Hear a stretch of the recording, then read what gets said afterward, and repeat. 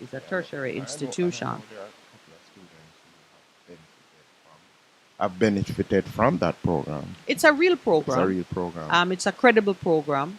The company came into the university environment with the consent and approval of the university. It is a company that was listed on the Ministry of Labor and Social Security's website, and there's no doubt that it was a credible, not even say was, there's no doubt that at the time the transaction was being done, this was a credible entity, and therefore the what has happened to them can easily be explained by the adversities of the pandemic. That's what, yeah. Why then are the children left seemingly unprotected? And as I said, the reason I'm raising it is because we must seek a new way to do things where whenever we see harm done or loss that has been suffered, and there is some way that we can intervene to ameliorate the situation, we should do it. We shouldn't leave persons to just fend for themselves against odds that are too enormous. CMU need to step up and the ministry need to step up because if I made a recommendation, oh, I that one I know right well. Let's take our break. When we come back, we'll finish the discussion on this point. Best FM 100 on your dial. Keep listening. Vegam Printers for all your printing needs. We specialize in calendars, flyers, brochures, and more. Call us today at 968-7506. That's 968-7506. Or visit us at 4 East Bloomsbury Road, off Haggard Park Road. Vegam Printers, your best choice in printing. For a better choice in all your electrical supplies, A. Authorized 3M dealer and better brand names. B. Better service including free island-wide delivery. C. All major credit and debit cards accepted. It's ABC Electrical Sales. Shop number 8, Hagley Park Plaza, Kingston 10. Open Monday to Friday, 8 a.m. to 5 p.m. Saturday, 8 a.m. to 4 p.m. We make your electrical jobs as easy as ABC. Call 754-3825-8 or fax 754-3659. ABC Electrical Sales, for a better choice. The Morning Connection is not your usual talk show. We aim to stimulate discussion and chart new paths to self-empowerment. So please join us, Minette and Percy, on The Morning Connection, Mondays to Thursdays, 6 a.m. to 10 a.m. on Best 100 FM. It's good, it's better, but nothing beats.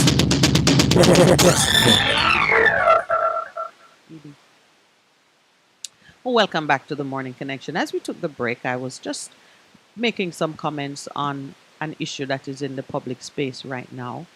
Students, young people seeking a better way and seeking to earn monies to help with tuition and so on whilst in school signed up for a program through a company that was endorsed by both the Ministry of Labor and Social Security and the college they attended, Caribbean Maritime University.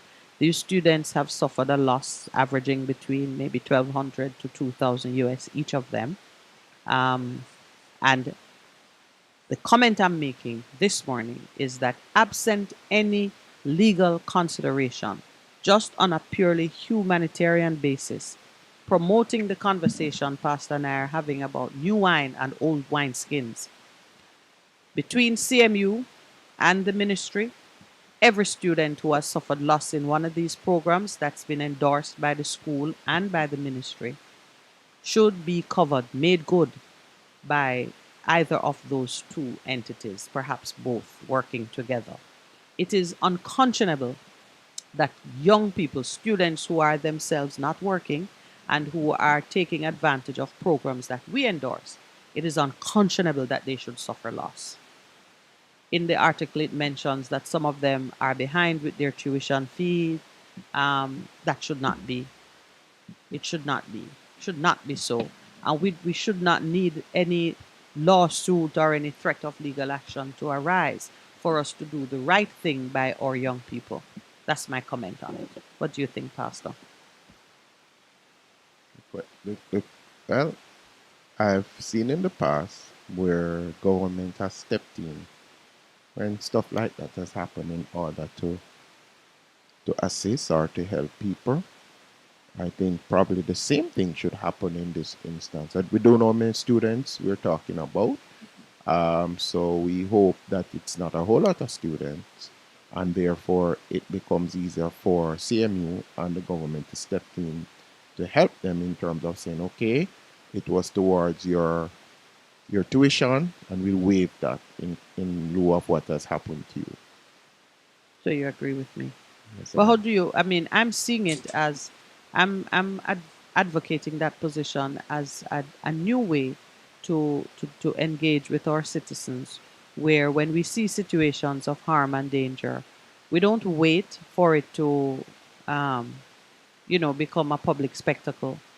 We're thoughtful and can produce the kind of humanitarian response that makes the covenant between citizens have value, make it real, where you truly do exhibit care and concern for the welfare of students, especially young people who are so hopeful and thinking that this is a really good opportunity that I can get both experience in a foreign country as well as some funds to assist with my Yeah. yeah. My niece did the program and I interviewed her very briefly on it because I wanted to know if this money that the students pay is money that should be held in trust for their benefit at some later date, if it involved payment of travel or payment of for like, your first week of accommodation or something.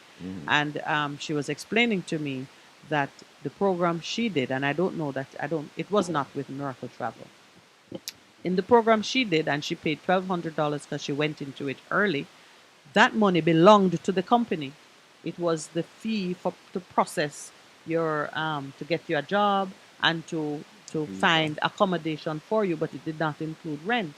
So it is not inappropriate, unseemly, or out of character that the company would have spent the money which they collected from the students in the expectation that they would have produced the desired result. One student says when they got in touch with the company, they said that the money was spent on operational expenses. It makes sense. I do not like it when stories are reported to suggest that there is some fraudulent misconduct. The only thing that this company would have done wrong, possibly, is they stopped communicating with the students.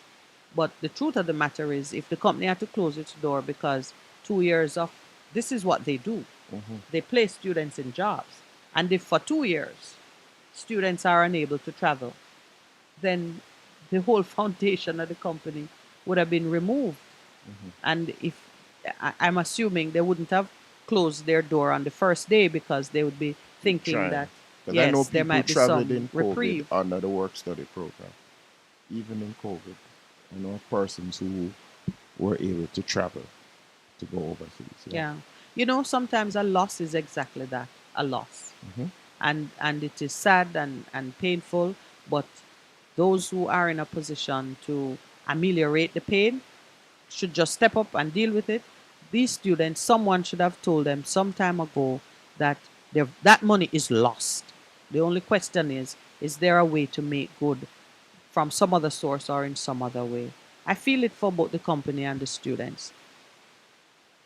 I know what it is to have your doors closed by circumstances completely without your control. In March of 2020, we had to send home staff and just shut down the doors. But you know what didn't stop coming? The bills. The bills, because I mean, we closed our office and we kept getting electricity bills for amounts that were just astounding. So how you And the building was closed. There was no one there. I think there was like a refrigerator that was plugged in. And when we got the first bill, we went down there and plugged it out. and we're still getting bills? Yeah, How you do that if you're not using any electricity? we still get bills to this day. what? Producer just For what? for a building that is closed. Well, sold now, but at the time, Are you serious? yeah, the bills keep coming. Water bill comes. Remember, like even a water bill, uh, what is it now? It, you have to pay for connection to the sewage system, whether you are, you know. But that is So I know that that company must have continued to carry expenses, some of them unavoidable, some self-imposed because they were no doubt trying to put themselves in a position to just resume producing. So it's tragic all around.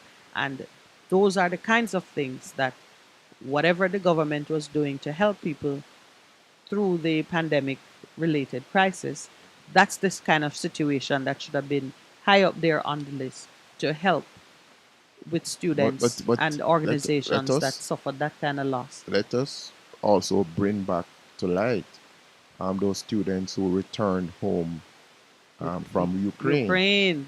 which is Mm. still it's been in and out of the news. Some of them were almost complete in their medical studies. Some of them had just begun.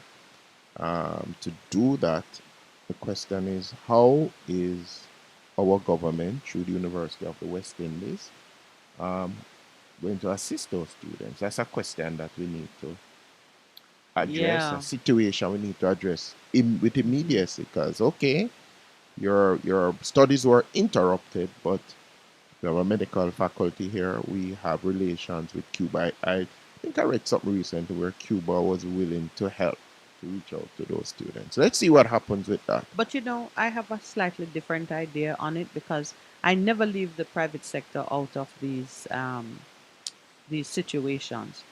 The university in Ukraine, which has no history of relationship with the University of the West Indies, and may, after this experience, never need one or have one, because, in a manner of speaking, they are competing.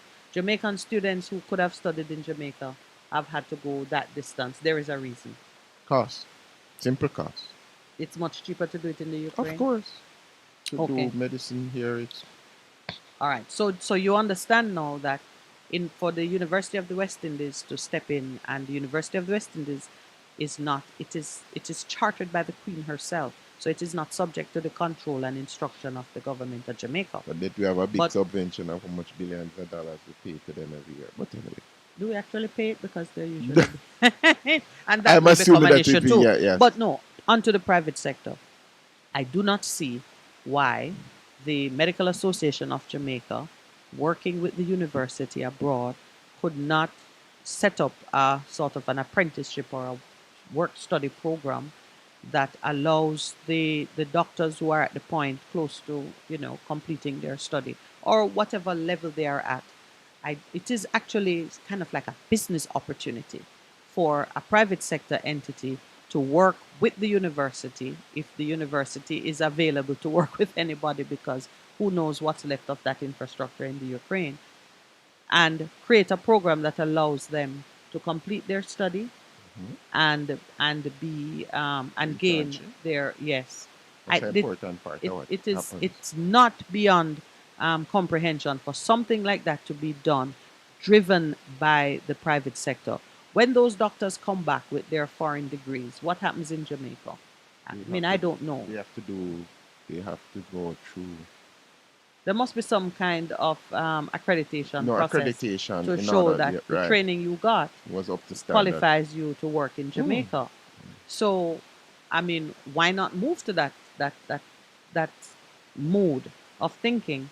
That's the thought I have on it, and I feel like if I were in the private sector, um, and I had a medical center or a private hospital or something like that, it is an excellent opportunity for those students to be taken in and to be nurtured into the completion of their studies. What do you think? But as it says, I think it represents an opportunity for somebody who can think out of the box to get that going. So I give that one for free. This is your good news day. Like what you said, Any one of the private hospitals. That's what I would do. I would form an alliance. Who knows? You can have exchange programs going in no time. because with technology, Precisely. Yeah. because a lot of things are done online anyway. All things are possible. So when you're doing the actual, Let me tell you, um, I certainly would like, as we talk about the new wines and the old wineskin, the patch that I am advocating for the new wineskin to renew us into persons who think that way is for us to take greater charge of our own affairs, stop looking to government so often. It is why they think they are more important than they really are. It's why they think that we need their permission for things which are our right. Things that we need. We don't even need to get up and talk about it. We just need to do, execute. So, if there is a medical student listening who is wondering, how do I complete my studies now that Ukraine is lost to me? Set a meeting with a private hospital near you or a private clinic or whatever, but go into the private sector. Demonstrate to them what level of training you have, what the gaps are.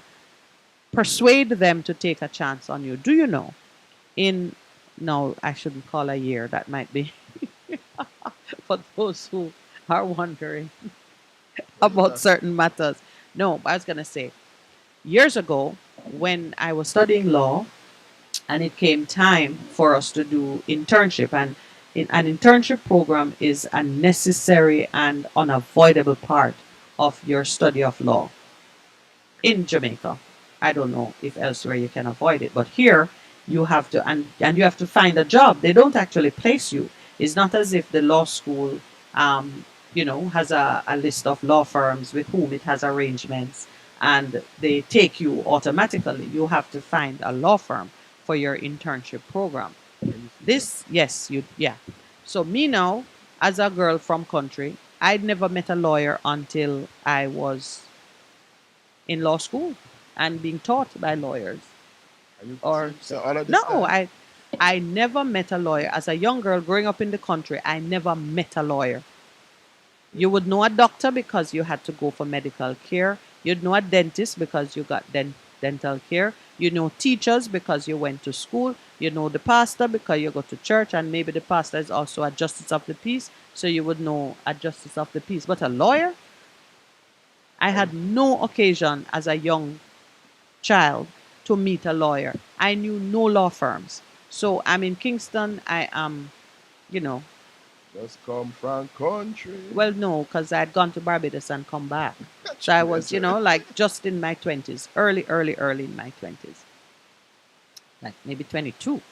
Anyway, now I have to go and find a job in a law firm.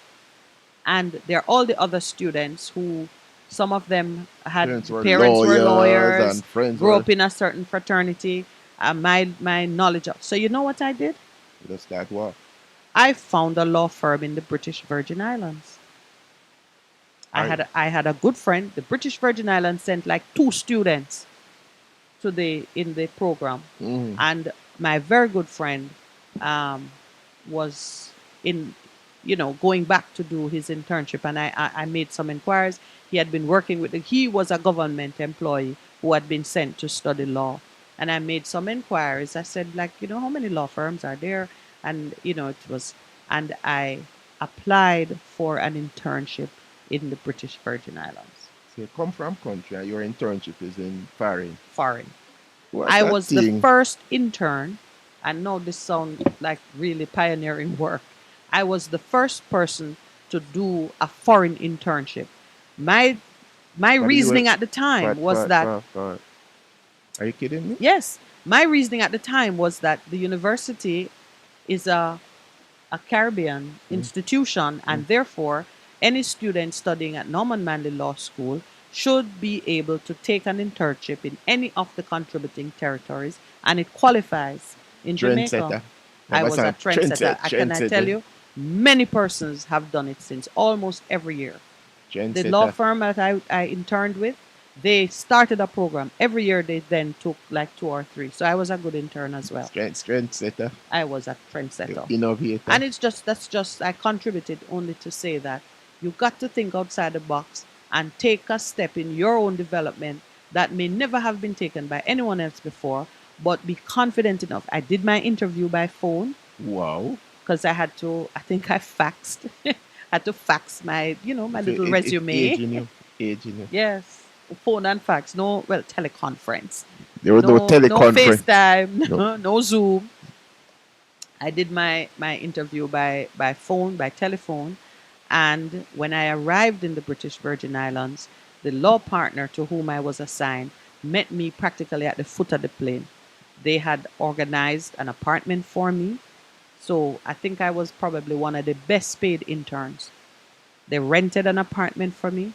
And because the law firm they had a purely commercial practice, they made an arrangement with the Attorney General's chambers for me to accompany an attorney to court for criminal matters so I could get the exposure, the required exposure.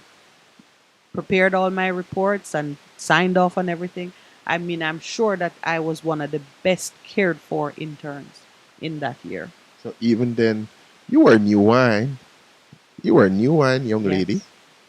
We're not aging her, Mr. Producer. You're new wine. Call You're it- call big- it new new wine. wine. She was new wine then, yeah. and she's new wine now. The attorney I worked with was Lewis Hunt. Well, he was the only. I went to a firm of white lawyers.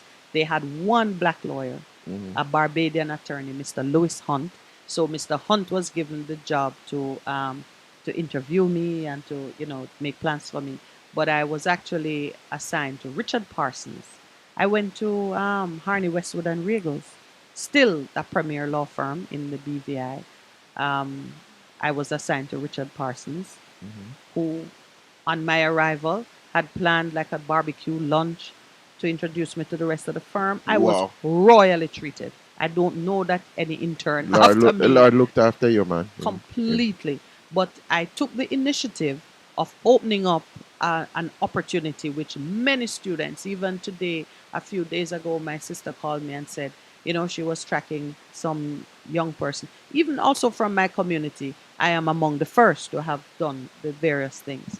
And she saw a young person from the community, a grandchild of one of the members of the community, who had on his Facebook that he was in the BVI. And she said, wow, he's doing what my sister opened up. Because nobody was thinking to go and do internships all over the region. So the point I'm making, young Ukrainian med student sitting there scratching your head wondering, how do I get beyond this point? Go to Medical Associates, go to the Adventist Hospital. What is it again? Andrews. Go to Andrews The Hospital. one in Western Jamaica. Yeah, go to any private institution that is near enough to you, not for it to be a stress for you to make your arrangements. Sit with the head of whatever, I don't know what medical institutions, how they are structured, but sit with someone and say, please, could you facilitate this? I am at X point in my studies. I will do an internship program of some sort with you. Just help me to get to the end of my program. I am sure, I am prophesying. I am sure that a door will open for you, which is going to be a blessing to others after you. I've spent enough time on it. Yeah. But I think the principle that you are expounding or exposing is one that think outside of the box. Become an innovator in terms of what you're doing. You never know what happens. I often speak to my children and I encourage them become producers, not consumers, in terms of the way that they think. And I said that opens the door for you. If you can think out of the box, things will begin to happen for you. Just need to have a vision of what you need to do, where you need to go, and the resources will be drawn to you as an individual, because that's how it operates. You write the vision, you make it plain, it awaits for the appointed time, but when you have a vision, the resources always come to you. That's what it is. Yes. And to those who have the opportunity or have the means of participating in making these opportunities real, just take a chance on somebody who is sitting across from you saying, I need help, and this is how we can work together to change the future. To me, it's just unthinkable that these students would be left without options. Unthinkable. All right. Pastor Percival, you are a newly minted Justice of the Peace. And we've seen the bad press we've been getting. Which is, I mean, I some of these things I don't understand. There are some stories that are pursued and you can't quite see the point of it. It seemed to be more just to, I don't want to say it's more scandalous than anything, but that's what it seems like. That it's more to, I don't know, they lack direction. I want your opinion on the matter of it says corrupt justices. That's the headline from the Sunday Gleaner. Mm-hmm. Um,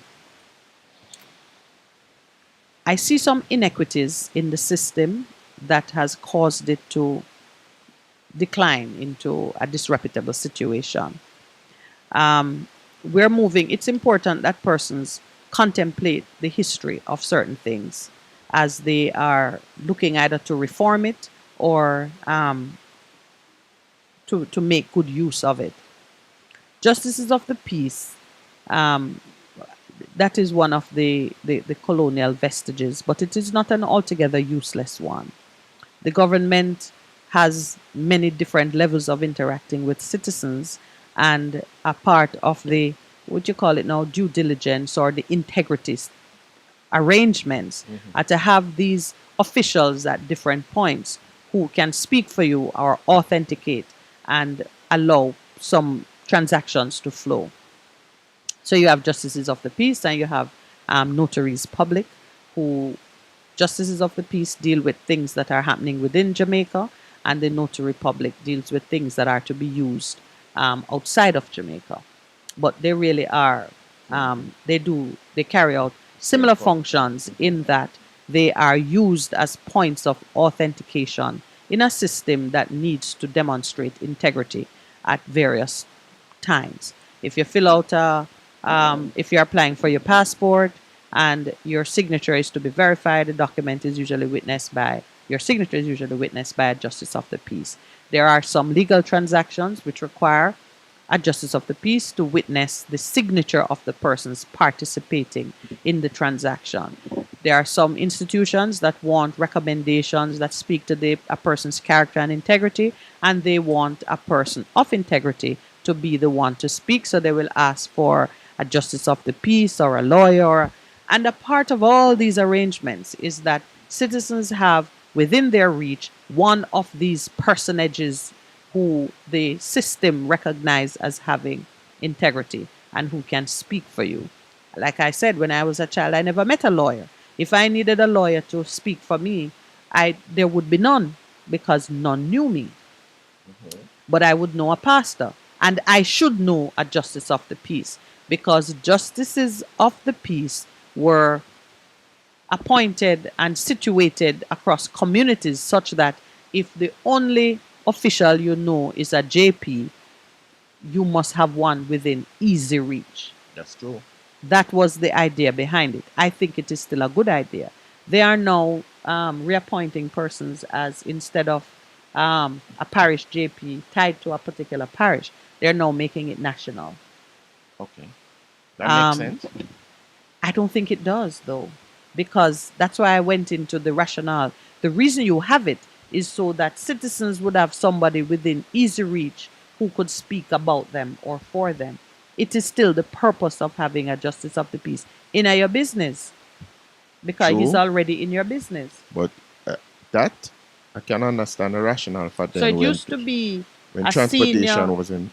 it used to be like the elders. We talk about the tribal structure. Elder. A justice of the peace would be an elder in the community who is so settled, so established, so well known by all and to all that that was the demonstration of credibility. I think when we forget the basis on which we do certain things, we set ourselves up for problem, because now it seemed to me that I meet JPs who are like just fresh out of school almost. It should not be so. But the JPs who are fresh out of school, I mean, like in high school, they know people. Yeah, but it's remember now, it's someone who has, let's say, someone who have the wisdom and the maturity Yeah, but to speak for are you others. saying that young people can't have wisdom? Hardly so. I Wisdom, I think hardly it were- so. Wisdom is a function of experience and time. You can have experience in a short period of time, but that experience tends to be localized. Like I could spend 10,000 hours singing or playing the drums, I have great experience. But have I lived long enough to endure the vicissitudes of life and to be able to speak to another person's character who don't live with me, who I need to see them in the community over a period of time to say this one is dependable, that one is trustworthy, that one you can't leave him with his own food. But so you're saying there should be a minimum floor for people who are appointed in terms of That's age? how it was. Yeah, but That's how it was. yeah, but you see, in terms of the All right. training that I We got the received, signal for time. Let's take the time and then we'll come back. I raised it with you because you are a justice of the peace and you were gonna say the training can close some of those gaps. So let's take our break and come back. Best FM 100 on your dial. Keep listening.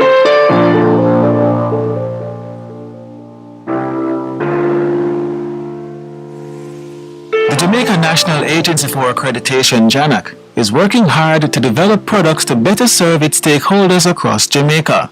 One of its latest initiatives is the launch of its Certification Body Accreditation Program, which seeks to help local inspection bodies become certified to examine and approve items for export to the numerous foreign countries. Today, Chief Executive Officer Sharon May Shirley tells us what you need to know to join the program. Stay tuned. The accreditation program was designed to create ease of access to certification services for manufacturers, especially those seeking to export goods abroad. It allows local inspection and certification bodies such as laboratories and technical facilities to be certified to the standards of the US-based Food and Drug Administration (FDA). Once inspected by an approved local inspection body, products coming out of the local manufacturing industry can be accepted without the detailed inspection that is normally required by the FDA. For example, if we have a certification body in Jamaica right now that certifies goods coming out of Jamaica, then once we accredit that certification body, it is a certification body now that will provide the support to our manufacturing sector that will enable them to participate in the voluntary qualified importer program that's a part of the US FDA program. To get certified by JANAC, an inspection body will need to submit an application form and the required documentation. That certification body would apply to JANAC. Once we have received their documentation, would set up an assessment of their facility. Once their facility is assessed, if there are any findings that are raised against the certification body in terms of them not complying with the FDA's regulations, because they would have to apply to the regulations established by the FDA. Once they have met all of those, then we would grant them accreditation. The entire process to get accredited usually takes around 4 months, which is enough time to ensure the inspection body meets all the necessary requirements. So once that entity is accredited by JANAC, then that entity can provide certification services to our manufacturers. Say, for example, let's use Aki, for example. So you are an Aki manufacturer, or you are manufacturing some other product that is unique to Jamaica. And, perhaps the FDA inspectors would not be familiar with it. And your certification body would now be able to come to your entity to certify this product in keeping with the FDA's requirements. Once that is done, the manufacturer can now export to the U.S. Once more inspection bodies on the island are certified, Mrs. Shirley says it will become easier for local manufacturers to ship products to the United States. The long-term benefit is to help manufacturers save time and expense. This expedited entry program would allow for less time waiting at ports to get inspected. So if you have a product that is perishable, you don't have to be spending a lot of money for refrigeration and all of that, waiting for these processes to occur. So it is a much faster program, and it provides this benefit to our manufacturing community that will allow them to have this seamless transition to their customers. JANAC offers a variety of accreditation services across multiple sectors and is the only globally recognized body in the English-speaking Caribbean. We are recognized recognized for medical testing and inspection body accreditation programs to the international standards. Or addition of the FDA approval will be another first for us, and we are in another maybe 8 months, we will be assessed by our international partners to have recognition for our calibration accreditation services. JANAC Chief Executive Officer Sharon May Shirley. For more information about the work of JANAC, visit www.janac.gov.jm or call 876-968-7790. I'm Andre Palmer. Thank you for listening.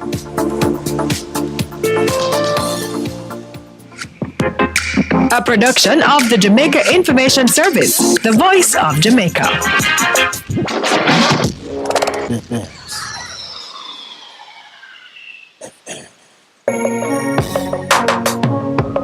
Looking to clean your vehicle super clean? 123 Clean Car Wash, located at 2 1/4 Osborne Road, Kingston 10. Entrance on Grove Road, below Tropical Battery. They wash and vacuum, undercarriage wash, engine wash, polish and compound, shampoo and detailing. Call them at 876-631-3400. 123 Clean Car Wash, the best in the business for a cleaner wash.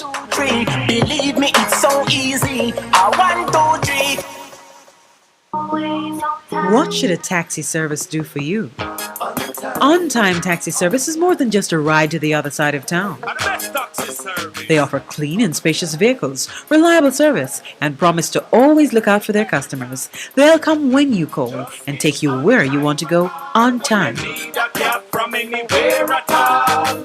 You can call us at 926-3866. We are something special on the road.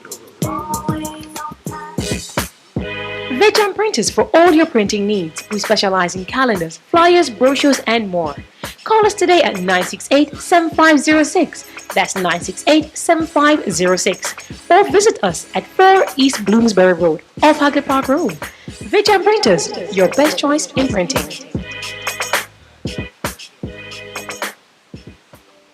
The Morning Connection is not your usual talk show. We aim to stimulate discussion and chart new paths to self-empowerment. So please join us, Minette and Percy, on The Morning Connection, Mondays to Thursdays, 6 a.m. to 10 a.m. on Best 100 FM. It's good.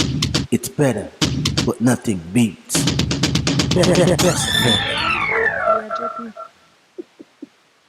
Good morning and welcome back. Before we return to the weighty matter of the situation confronting us with our justices of the peace, I want to make a public service announcement. Should you be in the market for a personable and highly competent chef whose only dish is, in which he has demonstrated excellence, is fish in coconut curry sauce, I know a man. His day job is as a pastor, and for a few hours he does a program on the radio. And I can speak, I can sign to it, I can do an interview on it. I'm even prepared to take some pictures to just show the great satisfaction Pastor Percival delivered the fish in coconut curry sauce.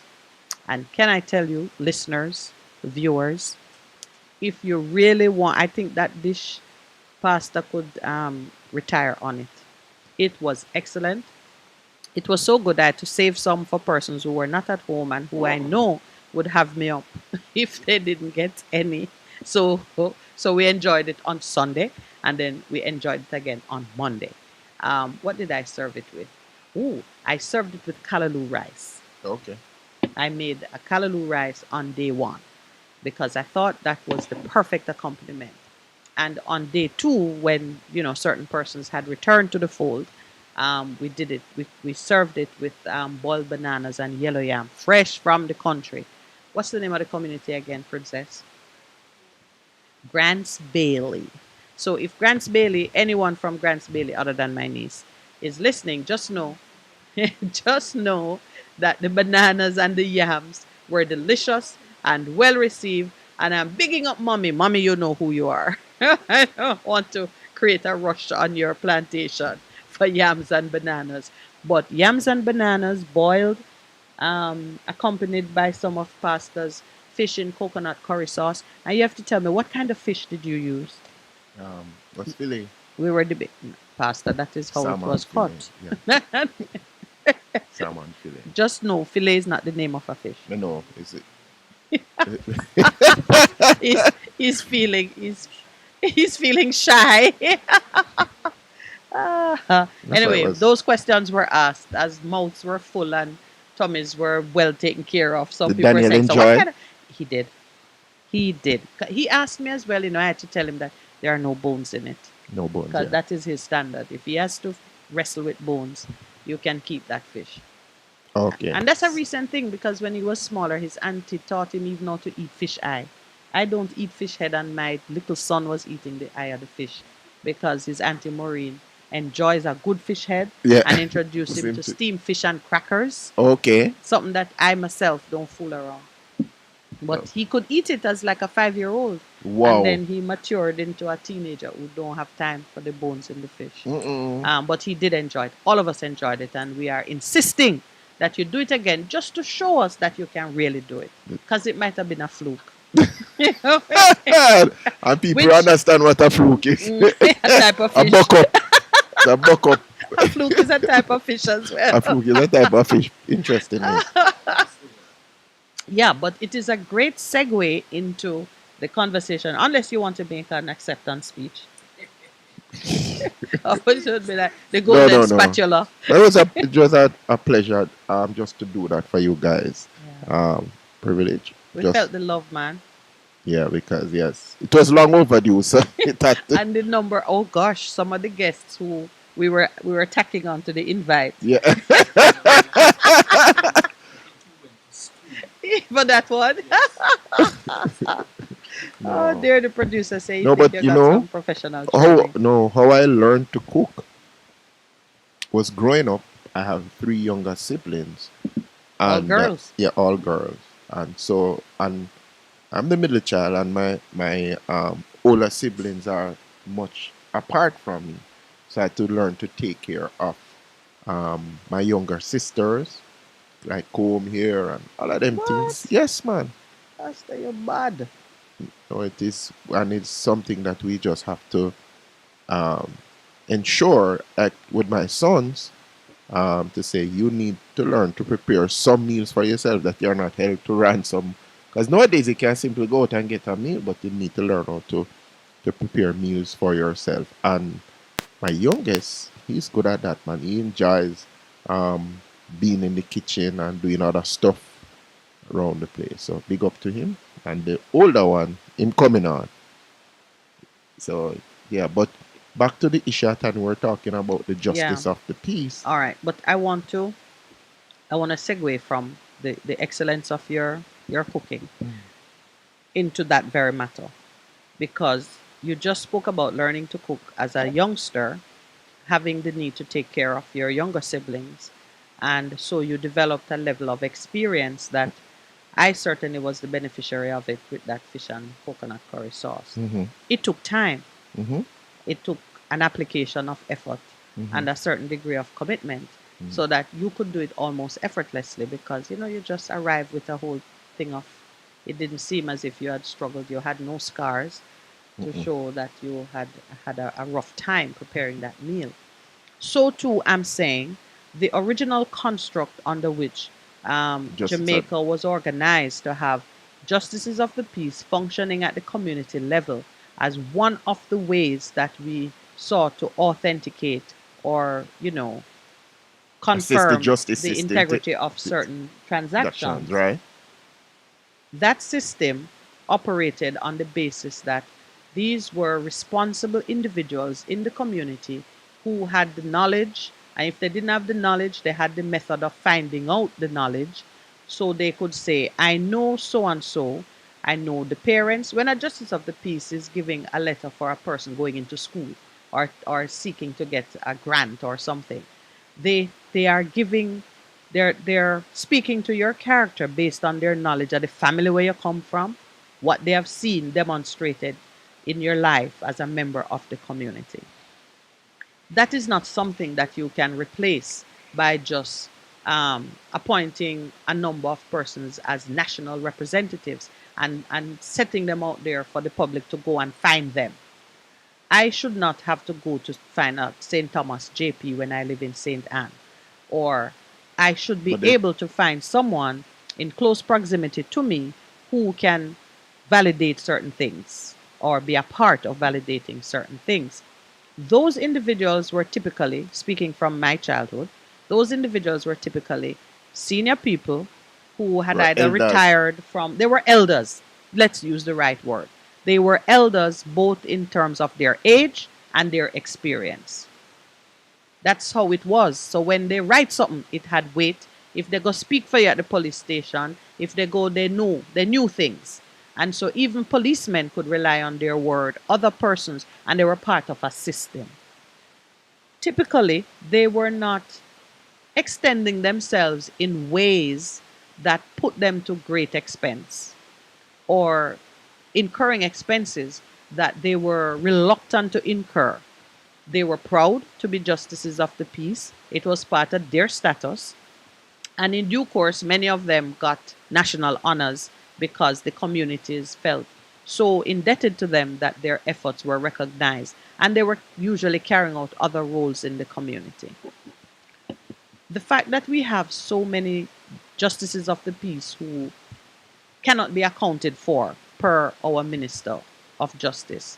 He has over 9,000 and about 4,000 of them cannot be accounted for. You know, there are Tells me that there is a problem there's a problem in in the how system. we've been doing things. The Gleaner expose, in which they went around the island and tried to, they ran sting operations to try and entrap justices of the peace, and they caught a few. And this business of making a contribution because of the time and the effort that just JPs have had to expend is something that has been around for a long time. You mean the contribution? Yes, the idea that, they don't charge, it is free because the act says it's free. But for years, JPs some of them have to find their own paper. This is not where you handwrite on a book leaf. This is printer, and they've had to put some kind of infrastructure in place to do the work that is required of them. Now, some of them, they have to visit the prisons. There are things they have to do Diversion program, which comes child out of diversion. their own pockets.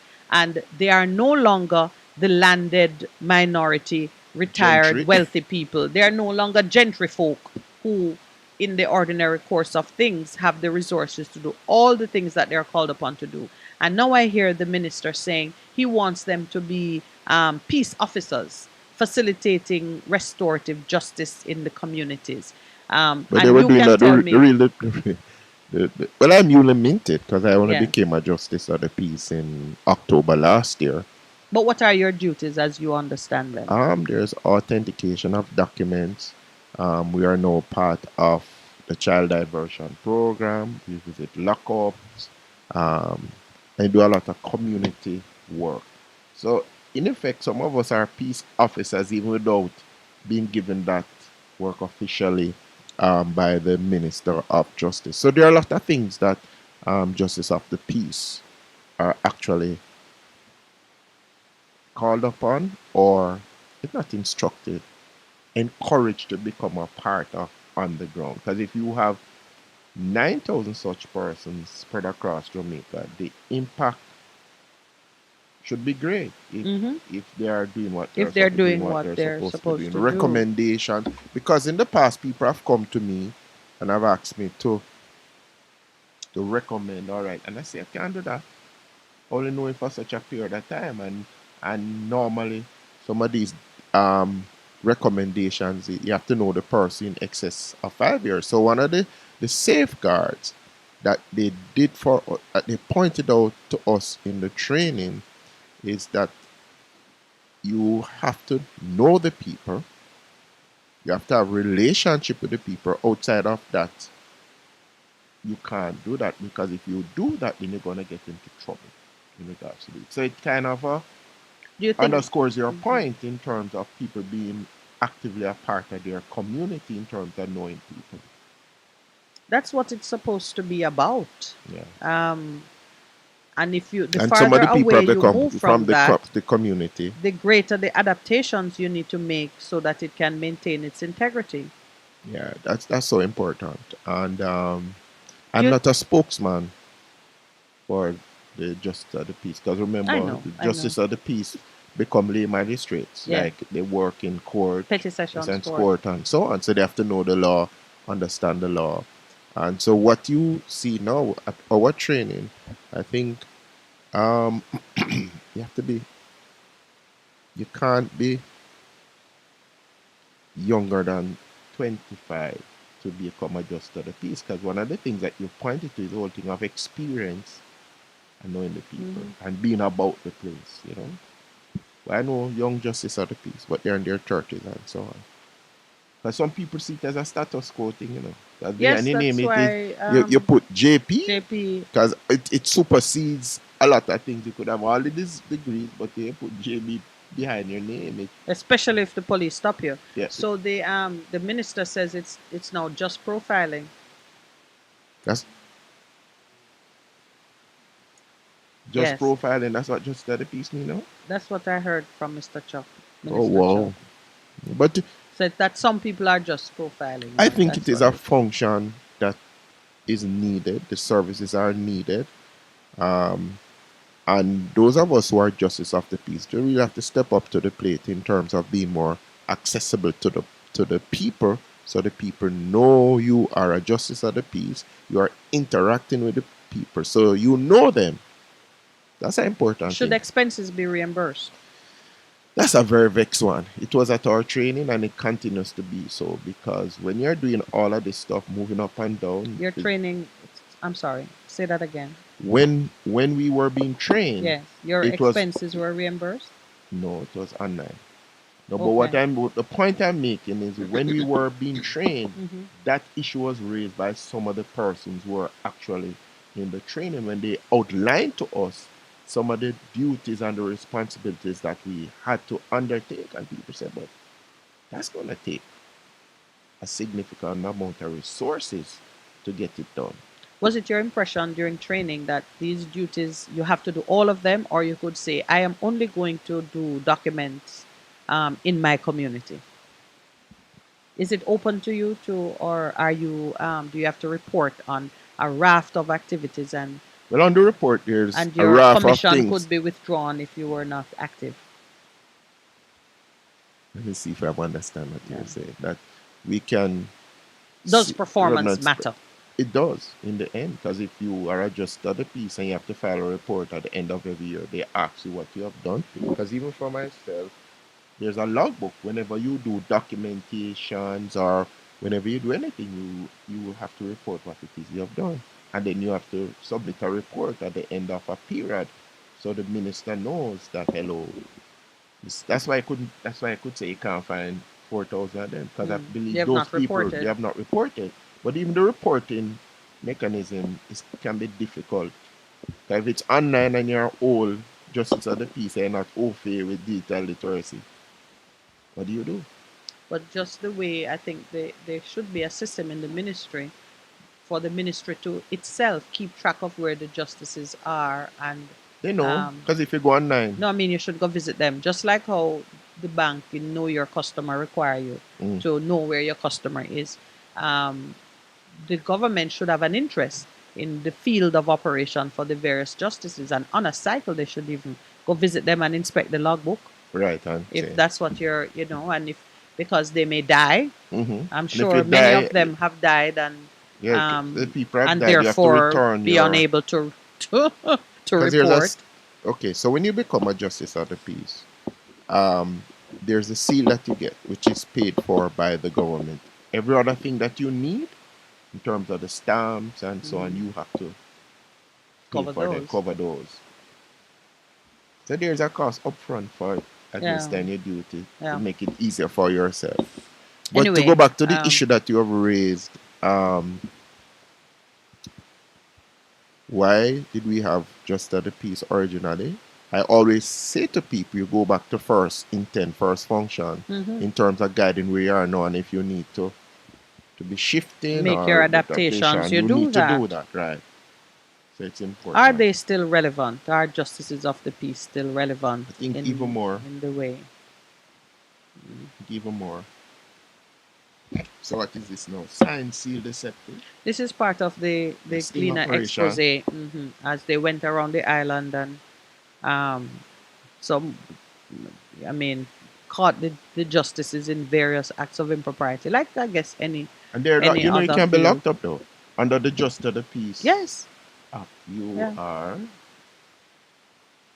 You can be But I think imprisoned. Yeah, but I think the fact that half of them can't be accounted for means the system is terribly broken from the ministry perspective.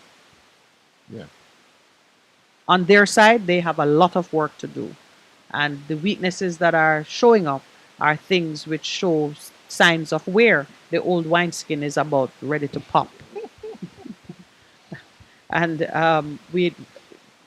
I don't know, in the Republic, will we need justices of the peace? I think so. Justices of the peace and magistrates were very much a part of Her Majesty's configuration. I know that, I understand that, Yeah. but I think in terms of what the original intent was, those are persons of stature who are needed in communities in terms of the renewal that we're looking for. But if we do implement this policy of restorative justice at the community level, the facilitators, the persons who are trained as facilitators can carry that function.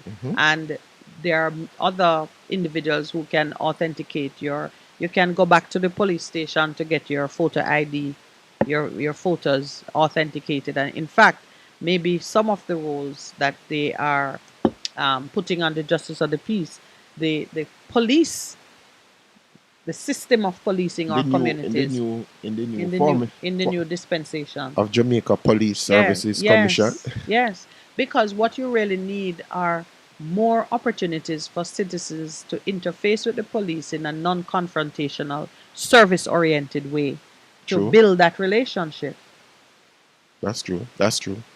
So that's why we've I'm deemed just the saying. Jamaica Police Services Commission there to serve. To serve, yeah. But then if they are to serve, you have to find opportunities to serve. You have to mandate opportunities to serve that don't have to do with arrest and the commission of offenses. Opportunities to serve that have to do with just people living, coexisting, and building a relationship in the various communities. All right, we have to speak about Carifta before. Yes. Do we have time, or we're like right up on the 7:30 hour?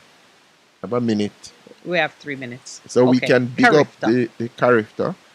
It seems May I that- begin? Yes. Because there's a Yeah, certain young you- lady. and I think she got the Aston Celia Award. Oh, okay. I'm not sure, but she would have been nominated. So I speak from the position of almost family because I lived in the BVI for a few years. Her uncle, Gregory, James Gregory Hodge, is well known to me. And throughout this young lady's career, as she's been running at school level, college level, whatever, from time to time, he has shared just little snippets about the excellence of her performance. So she was here for Carifta. She's going This to is school? Miss Adeja Hodge.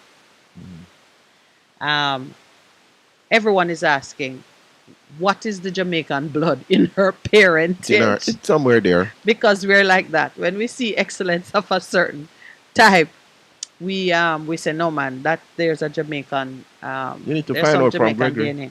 So I asked him already because he had sent me a note to say that it was her desire to meet Shelly Ann Fraser. And she met Shelly Ann and she got Well, let's put it this way: Shelly Ann met her. okay. She was Because so she's outstanding. very much the future. She's she's Um, outstanding. she's When excellent. you So congratulations to young Khadija Hodge. so she won the 100 meters. The Carifta record is under 17 is held by Brianna Williams, which is 11:27. She ran 11:29. That's pretty quick. Pretty good. And then she won the 200 meters in 23 something, and then she won the long jump. But Mhm. the those the aficionados are saying that for her to be great, she has to focus on one of those events because it takes a toll on your body.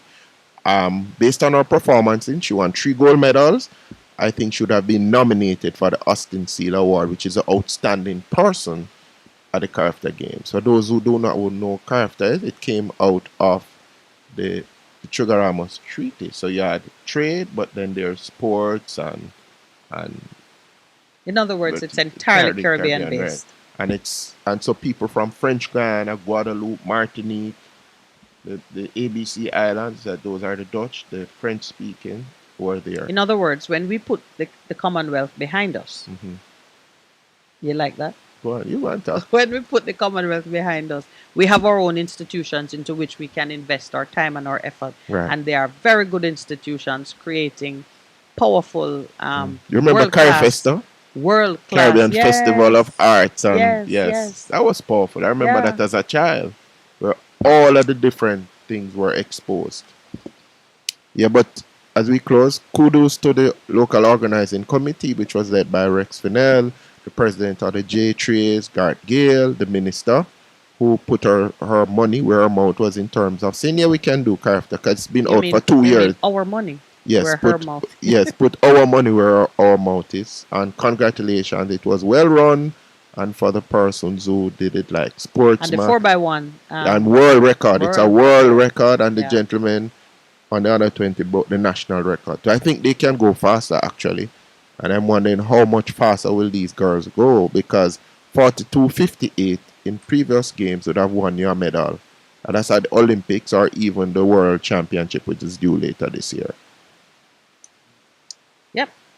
Time for the break. We'll be right back. Please stay with us. Best FM 100 on your dial. Keep listening. What should a taxi service do for you? On-Time Taxi Service is more than just a ride to the other side of town. They offer clean and spacious vehicles, reliable service, and promise to always look out for their customers. They'll come when you call and take you where you want to go on time. From anywhere at all, you can call us on 926-3866. We are something special on the road. For a better choice in all your electrical supplies, A, authorized 3M dealer and better brand names. B, better service including free island-wide delivery. C, all major credit and debit cards accepted. It's ABC Electrical Sales. Shop number 8, Hagley Park Plaza, Kingston 10. Open Monday to Friday, 8 a.m. to 5 p.m. Saturday, 8 a.m. to 4 p.m. We make your electrical jobs as easy as ABC. Call 754-382-528 or fax 754-3659. ABC Electrical Sales, for a better choice. Looking to clean your vehicle super clean? 123 Clean Car Wash, located at 2 1/4 Osborne Road, Kingston 10. Entrance on Grove Road, below Tropical Battery. They wash and vacuum, undercarriage wash, engine wash, polish and compound, shampoo and detailing. Call them at 876-631-3400. 123 Clean Car Wash, the best in the business for a cleaner wash. Believe me, it's so easy. 1, 2, 3. The Morning Connection is not your usual talk show. We aim to stimulate discussion and chart new paths to self-empowerment. So please join us, Minette and Percy, on The Morning Connection, Mondays to Thursdays, 6 a.m. to 10 a.m. on Best 100 FM. It's good. It's better. But nothing beats. Best Welcome back to the Morning Connection, and thank you for staying with us. We have a very special report on a matter that affects one of our listeners. He is our financial correspondent. That's what we call him. And with his permission, I'm going to raise it here because we're going to track it through the system. And as it goes through the system, we're going to have some discussions on it and just see what it is that we're really doing in this country on some of those issues. So, our financial correspondent, Corey, called me on the weekend to say he was arrested. He was arrested for littering.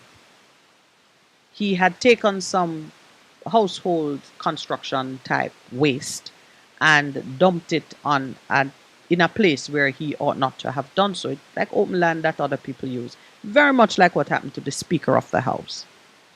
The policeman who apprehended him refused to permit him to take back the garbage. And that too is very much because of what happened with the Speaker of the House, who, as we later learned, was allowed to take back the garbage. And when she was in court, her attorneys successfully argued that dumping means you have left it. So here's a citizen caught in a compromising situation, and the police refused to allow him to take steps to ameliorate his own or to mitigate his own situation. Policeman insisted that he don't touch it and took pictures of it and charged him and seized his vehicle. So on what basis is the vehicle? I will discover, but I'm telling the story now because it hasn't gone the distance yet. Seized his vehicle, and in the process somehow he learned that the maximum fine for this type of offense is $1 million. Mm-hmm. There are some issues with it, of course, and I'm going to raise them here and see how they track as he goes through this process. The first is that the anti-litter laws are for protection of the environment, not for the entrapment and punishment of citizens. If you see a person doing something that they ought not to be doing, as a policeman, you should be able to say, remove that. And if the person refuses, then there are some courses that you can take. Mm-hmm. But we very much need to shift our attitude and our perspective from wanting to be punitive to wanting to accomplish the true purpose of these. These laws are for protection of the environment. So if you see a man dumping something and there is the opportunity for him to remove it and take it to the rightful place, even if you have to escort him to the proper place. That's what you do. That's what you do. That is certainly what I expect as a citizen. The second thing is we are now at the time when we are looking at restorative justice, fixing things at the community level. Mm-hmm. And the policy, as demonstrated by the ministry, is that there are offenses which can be addressed through this system before court, during court, and even, before a complaint is made even to the police. And the government wants people to do that because what it is doing, it's clogging up the justice system with things that people can deal with at the community level, that you deal with the more serious matters in the court. So here we have a policeman who doesn't seem to understand that a part of his job must be to minimize the expenditure of judicial time and effort and money. Yeah.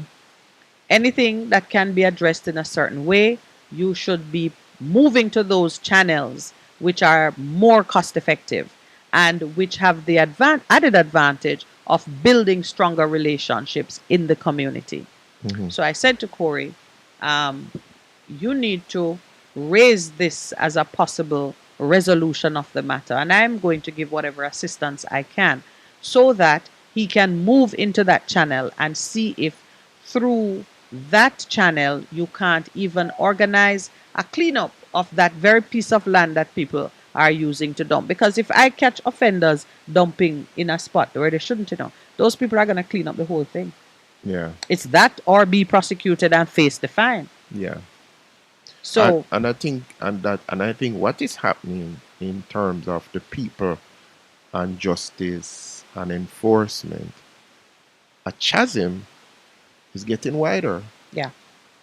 Because I saw something this morning. I was coming down. When you're coming down into Halfway Tree, our taximen at that hour have what is it? They park their vehicles in the right hand lane right in front of the bus park. And I'm saying to them, you cannot do that. You cannot do that because what you're doing, you're hindering the smooth flow of traffic there. And they're just thinking in terms of the dollar right at that point in time. They're not thinking in terms of other people are affected. And I think this is at one of the root as to the chaos that we see on the road. we are only thinking about ourselves. We're not thinking about the other person. We're not thinking about why they say you can't do that. We're just thinking about the moment. And I believe personally, to bring about real change, people, we keep saying it, you have to change your mindset. Don't even think about yourself only, think about the other person. So what I observed this morning as coming down, a police vehicle was coming down. There was somebody parked in the lane.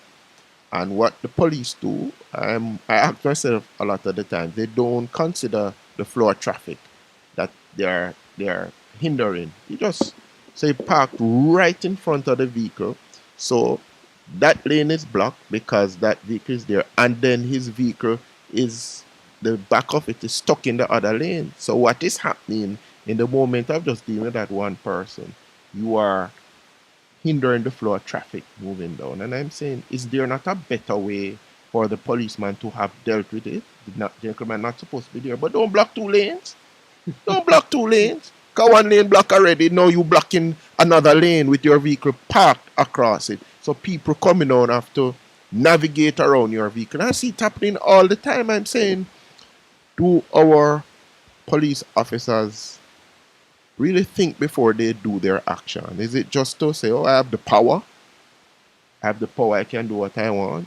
Or is it that, okay, we're trying to bring order in a chaotic system, and there's a way that you can do that without causing people to think of you in a way that is not very kind in terms of what you do in enforcement of your duties? So it kind of goes back to what we were contemplating earlier. We spoke about the JP situation. The police need to be reoriented into a more kind of service-based relationship so that they don't just see themselves as power brokers. I have the power so I can block the road. Yeah. And everybody else shuffle up and move around them. I think we really do need to recast the role of the police and give them some duties that force them to be more service to become true Service. providers of service instead of just Enforcing. powerful people with a gun. And I it saw a touches video on on the how- weekend. I saw a video on the weekend. I'm going through my Facebook, and I saw this policeman at a street dance, with his gun in his hand, having a whale of a time. You know, remember the term of stabbing? That daggering a lady. I'm saying, with him his gun in gun him hand? You sure it wasn't a person in a costume? Well, whatever it was. Sometimes when I see these things, they're so incredible that I say, no, man, somebody put on a costume to just... No, man, he was there daggering the Well, lady. the good news is that most times you can capture the image, and even though maybe the facial recognition software is not being widely used for general law enforcement, I know they have access. They Yeah, can they do. find out who that policeman is, right down to his DNA. So suppose the gun goes off. He has his gun in his hand, and he's having a whale of a time. I'm going to myself, really? You should be fired. Just like how they use these videos to find other people, and a woman, somebody giving a child cigarette to smoke, and before you know it, it is Come on, it's man. a matter. They need to deal with it. No, man, I was saying Shouldn't say no. they need to. We need to deal No, with it's it. we, 'cause they're a part of us. They are definitely a part of us. Good morning to Conrad. You are so faithful. Thank you so much for joining us online and for saying something. There are other people online with us now, but Conrad has taken the time to say something. He says we need to go after the cop, get his background. I bet he's a police with baggage, not good. Usually, we say it all the time in another place that as a man thinketh in his heart, so is he. What comes out of you is what defiles you, not what goes in. And when you see that kind of behavior on display, you know that something else is going on. And it is true that Corey should know better. I was kind of, yes, I he told him, makes yes, the I point that agree. Corey should know better. But it is a natural part of life that people will make mistakes and do bad things. And when they do, it is an excellent opportunity to deal with the building of the new wineskin. Yeah, man. So as I see it, that is just when I see somebody dumping in a area that they shouldn't, I see clean up. And not only clean up, because That's let me what tell I you see. something, it is a major practice. A lot of people doing construction, they want it moved. You just get a man to move it, and they don't tell him go to the dump, because he's going to, because I'm trying to make a quick money. Yeah, He's gonna take move it it to and the- drop it in the place that is most convenient, and don't carry it to the dump. Because to go to the dump, you have to pay to go to the dump. You know Yeah, that, right? yeah, If you are not yeah. KCC and those things. So we are not. It should become such a practice that when you catch someone dumping in an area, that Penalties they that- are put on the ground to clean Clean it up. up. Yes, that ma'am. nobody would want to dump anything. Yes. So when you go to court, it says pay the fine or you do the community So work. many hours of work cleaning up the street, Yes, and there ma'am. should be a vest that says Yes. who you are, Like what they do in some and set you countries. on. Oh yes, man, and set you on your patch of road to keep it clean. You spend a couple hours per day keeping that stretch clean, You know, if just you do keeping that, it clean. you would have a major shift in Yeah. terms of mindset. That nobody wants to be a public spectacle in regards to that. And so that's what I think, this opportunity to introduce restorative justice at the community level and to just build those bonds within the community. People should know, and should that would be a deterrent more so than hauling them through the courts, where through artful arguments and so on, they might even get off with nothing. Because I know that it's not right for the policeman to have prevented him from removing it. It's not right on two levels. It's not right because it frustrates the object of the law, which is to keep the place clean.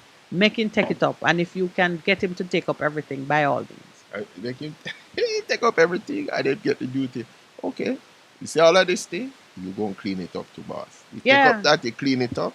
You will never do it again. And you'll be now an advocate in the community, keep the place To clean. keep the Because then place when clean. become a storyteller, you know what happened to Yeah. me? Yeah. Yeah. All right. So, Pastor Percival, when we open the lines, I very much want to get feedback from our callers on a number of things. One, of course, I am returning to the business of restorative justice, the kinds of initiatives that we should be promoting at the community level to maintain law and order and a clean environment. I also would like callers to weigh in on the matter of whether or not the justices of the peace are relevant in this day and age. My proposal, my suggestion is we should carry out reforms such that some of the work that they currently do in terms of the authentication of documents and so on, that some of those things are carried out by the police, give the police some customer service type roles. And since we are introducing restorative justice and training these facilitators of peace at the community level, let the peace facilitators carry some of the other functions and do away with this archaic system of the I'm in justice of the agreement. peace. Eh? I think they serve a function. If it, yeah. Yeah, the question is, can those functions be better served by Put in others? more, but in the present system, I believe we're going to be putting more work on the plate of the police force.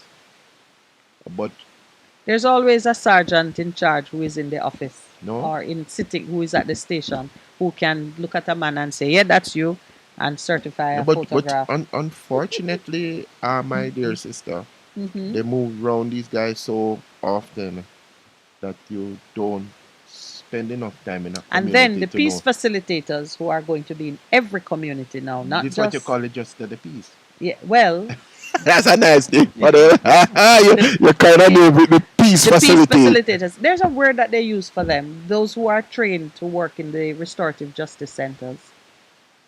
They're mediators. No, I think they call them facilitators, but whether it is peace or whatever, or just facilitators. But we are now introducing a new character at the community level, you know, Mhm. whose responsibility is to maintain The the peace. bonds of communal living, not maintain the peace. They are part of the restorative justice system. You're not talking about violence prevention network. No. Well, they do a totally different thing, you know. in terms of Because not maintaining. all communities are violent. Yeah, that's true. That's true. But across the island, we're saying, let us nip things in the bud at the community level so they don't have to escalate and become burdensome in the court system, or Sure. even some of the things that are already in court, push them back to the community level for the resolution of those disputes and to maintain good order. So if you're introducing, here's what, you don't want to be introducing layers upon layers. If you put something in here and it can absorb the functions of another, then maybe what it means, is only 9,000 JPs on the book, albeit 5,000 accounted for. They become a part of this process, the system. So you take away the old time, I'm calling it, the anachronistic, archaic, colonial, which we want to get rid of those.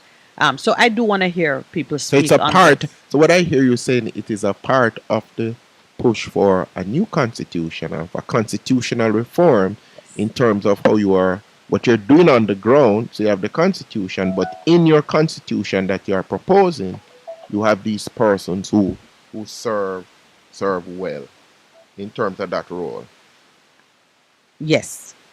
Okay. In summary, yes. Yes. So I would like to hear persons. We've seen several JPs accept cash despite law against charging. Leaders condemn practice as recommendations, written photos signed without knowing citizens. And you have Justice Minister Delroy Chalk, Senator Donna Scott Motley, and a gentleman, David Wan, who have all weighed in on it. And you've heard that across the nation, apparently the JPs in Montego Bay are the best behaving ones. The best behaving. Yeah, in the West. There's a story there saying that the people in the West are the ones who have sort of, because the Gleaner had done some expose there. Long time that exposed the same thing, and the leadership over there has laid down the law and they're behaving themselves. But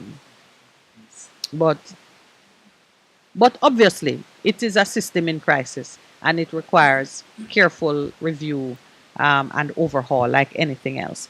And then the other thing too that I would like persons to weigh in on, this business now of the new wine in old skins. How do we refresh our spirit or attitude towards dealing with certain issues, where we can step up without being bullied or begged or coerced, and take care of some things that are crying out for attention?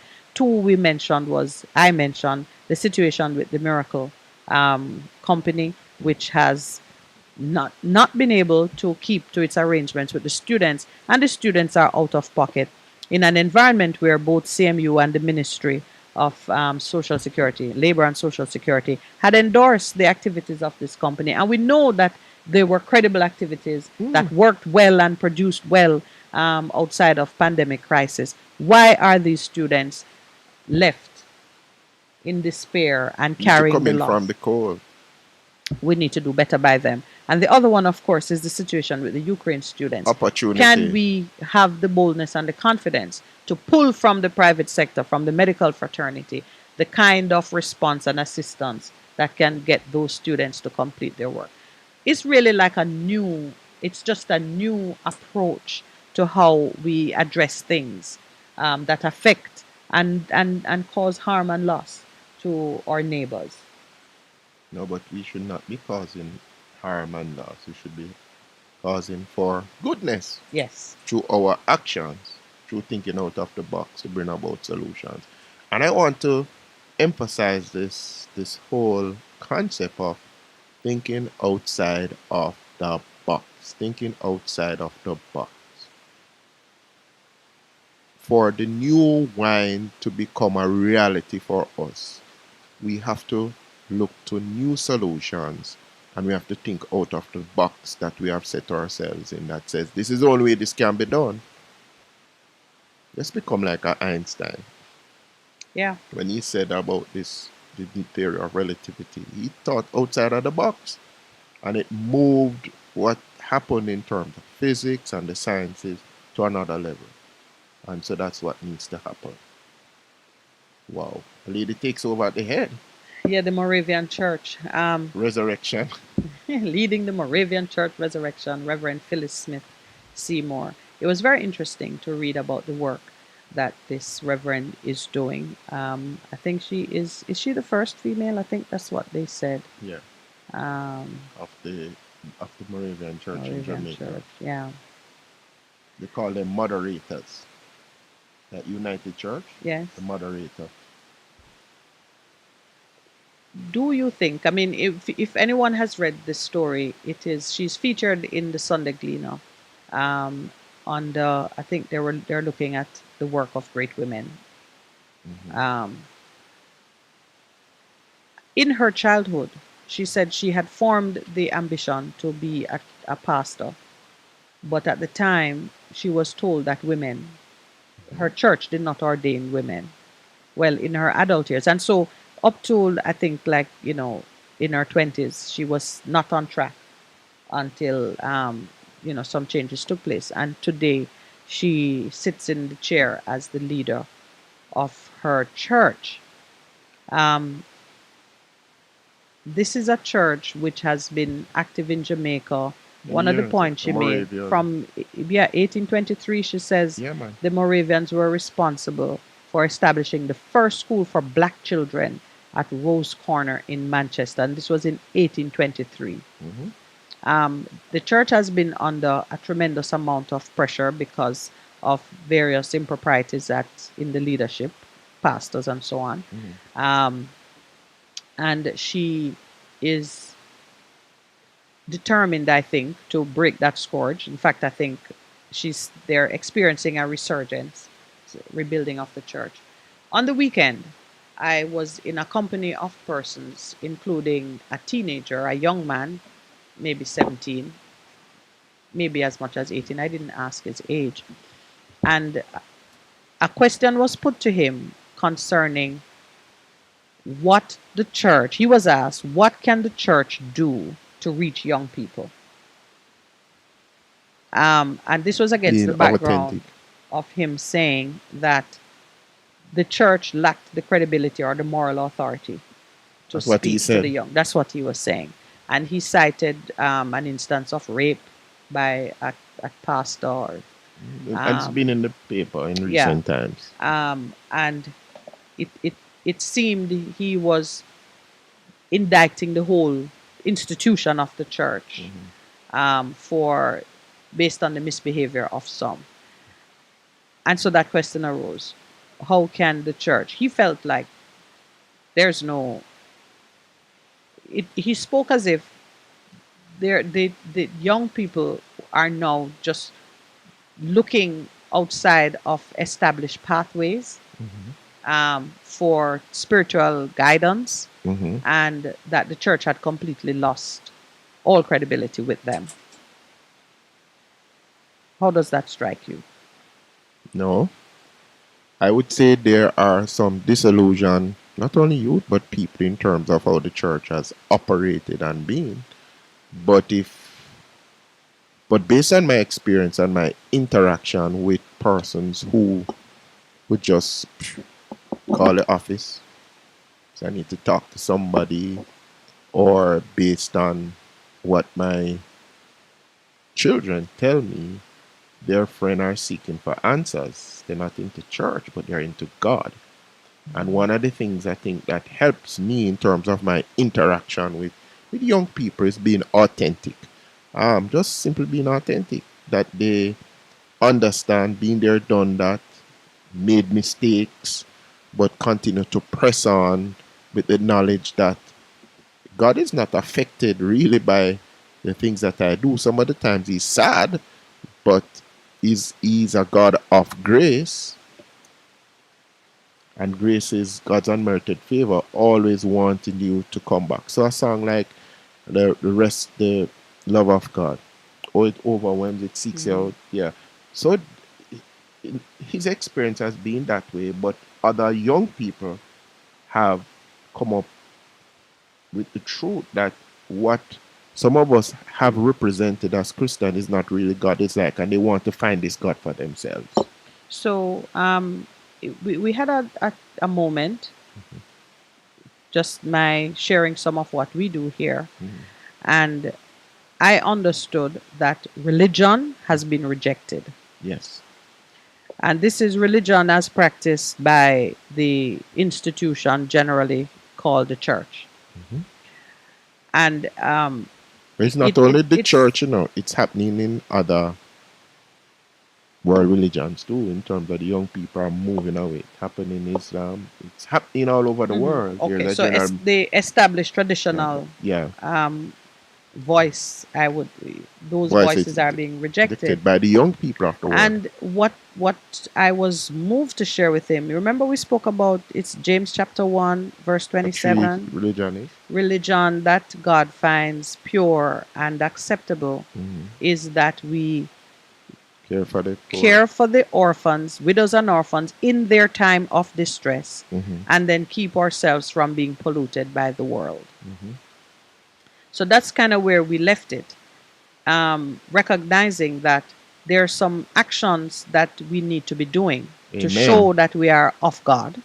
And it very much involves dealing with those who are in distress in their time of distress, not when they are hearty and healthy and rich and well fed. No, man. But in their time of distress. So it means you're responding to the needs of people.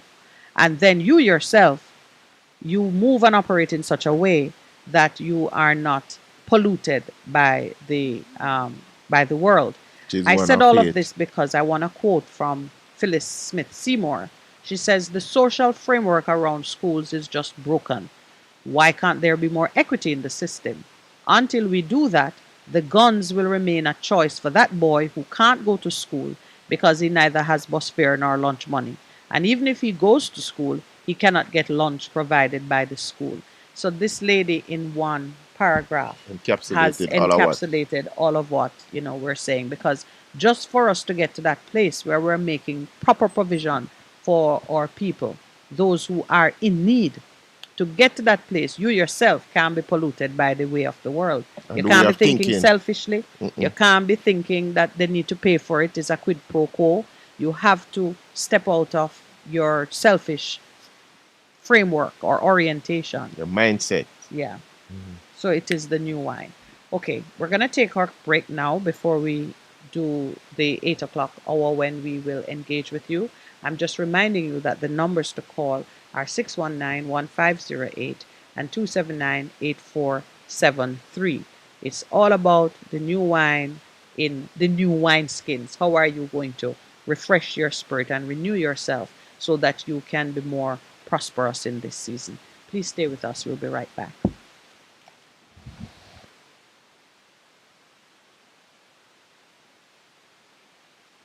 From 100 on your dial. Keep listening. BBC News, I'm John Shea.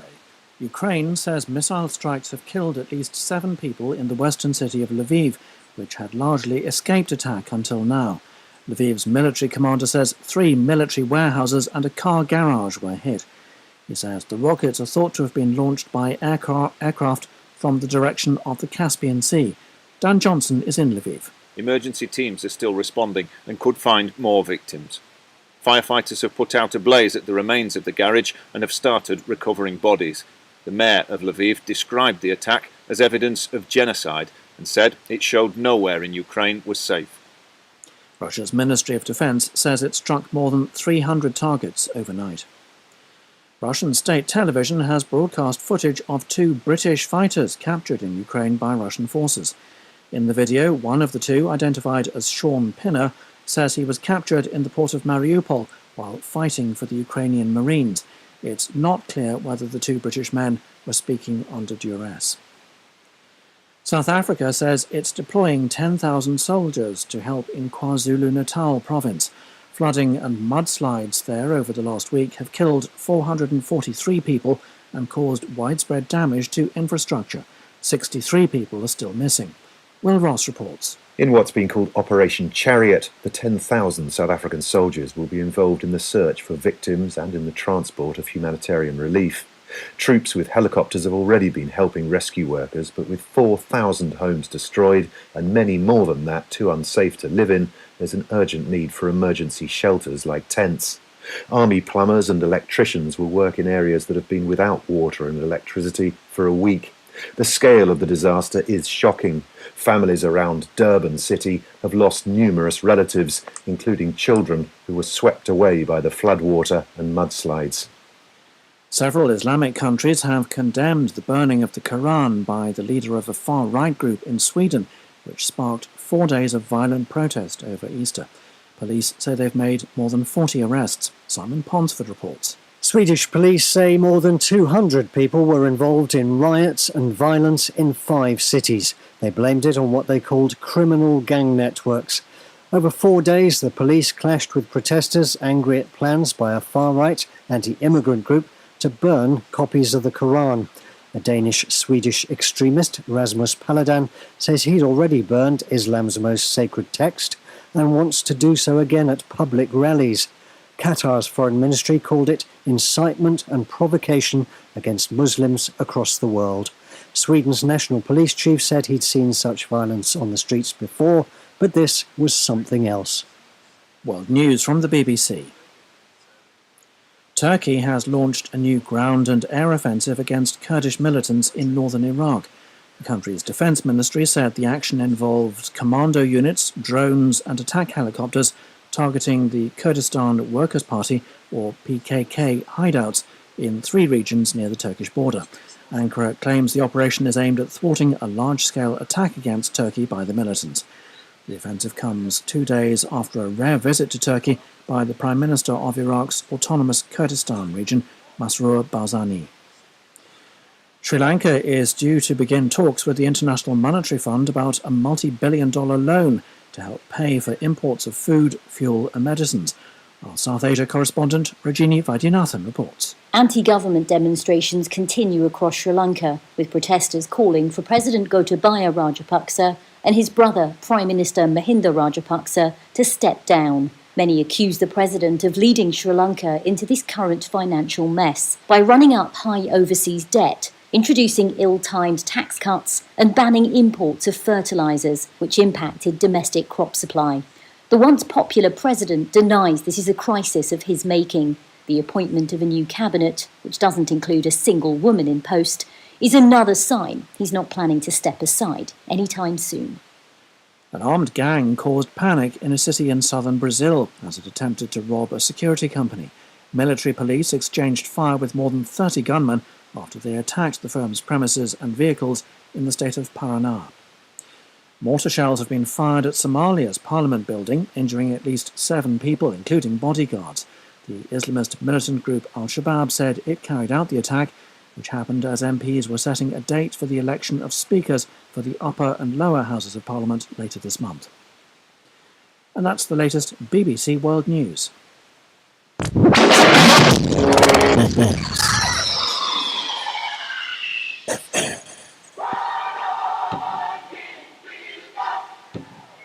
Praise the Lord, praise the Lord. God is good. This is already pastor and friend, Reverend Simon Peter Jones, inviting you, my friends, to listen every Tuesday evening on Best 100 FM at 7:30 p.m. for the program The Voice of Hope, as we extend hope to the hopeless in this dying world.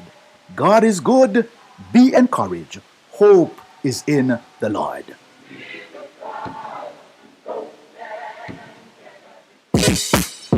Vejam Printers for all your printing needs. We specialize in calendars, flyers, brochures, and more.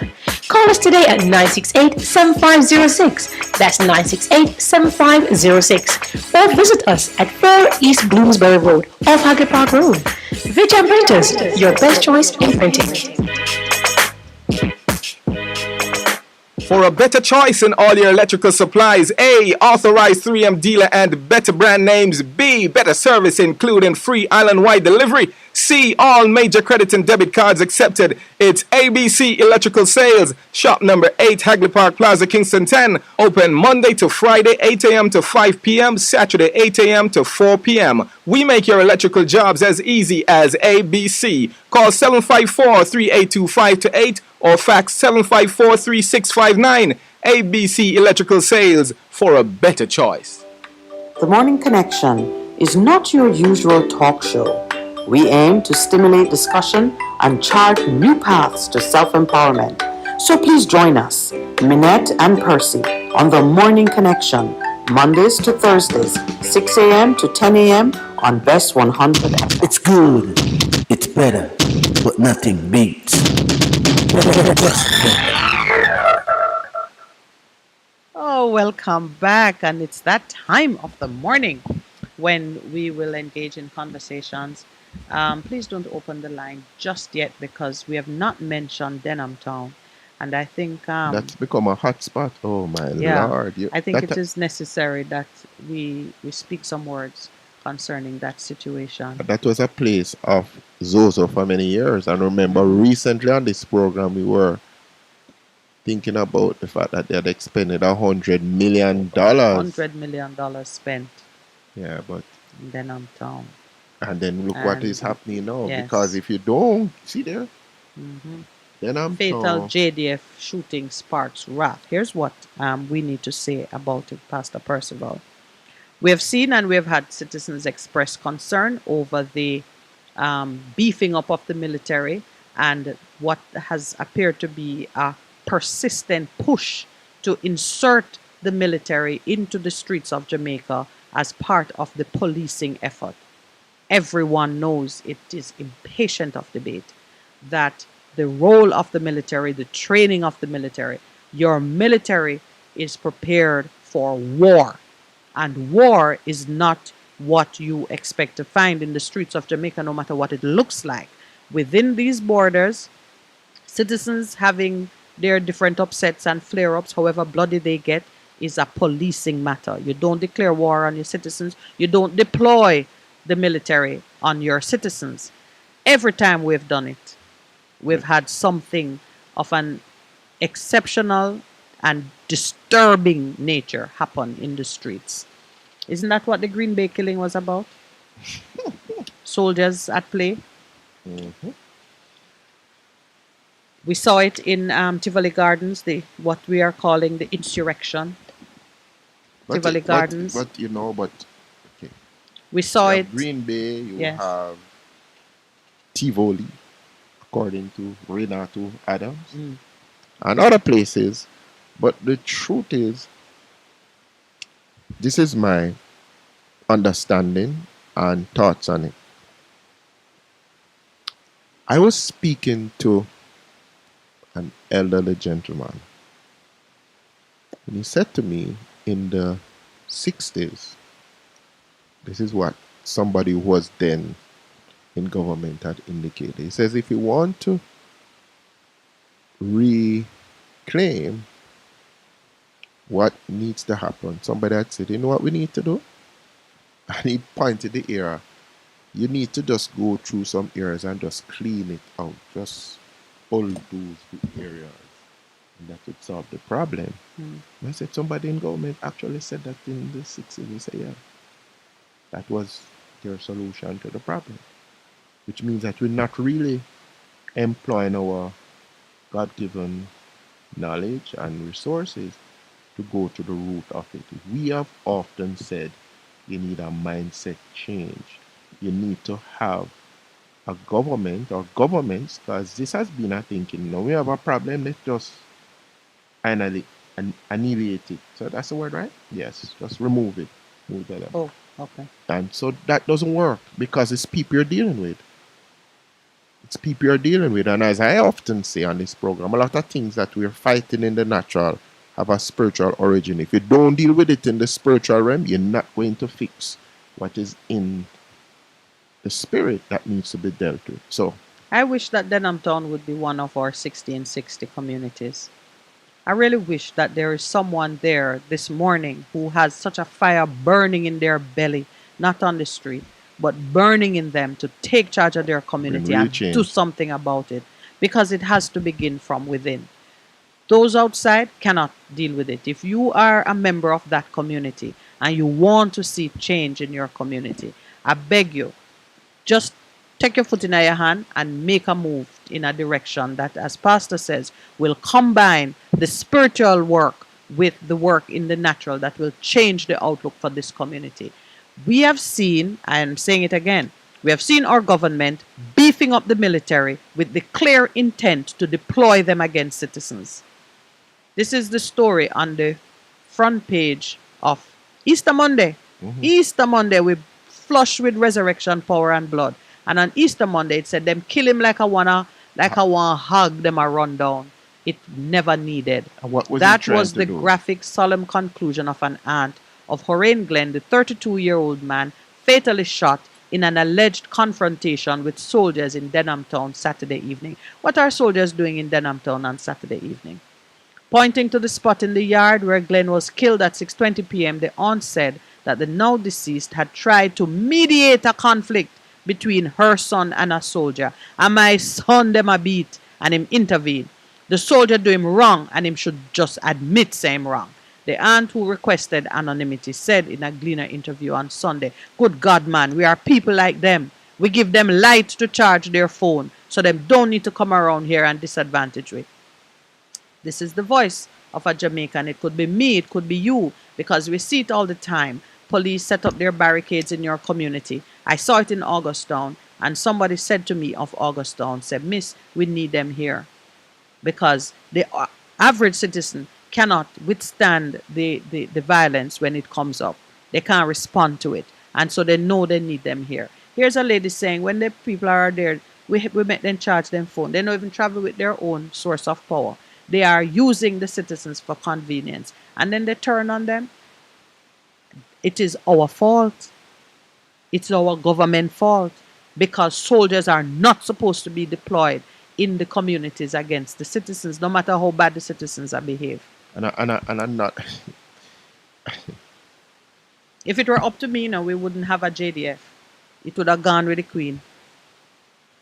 But we have them. There are other. Maybe we should be hiring them out to go fight war in countries that have war. Yeah, but no. We have another side to it that people Please, can are open not the lines now. understanding. That remove the political control from the army and the police. Influence, and a lot of things will just shift overnight.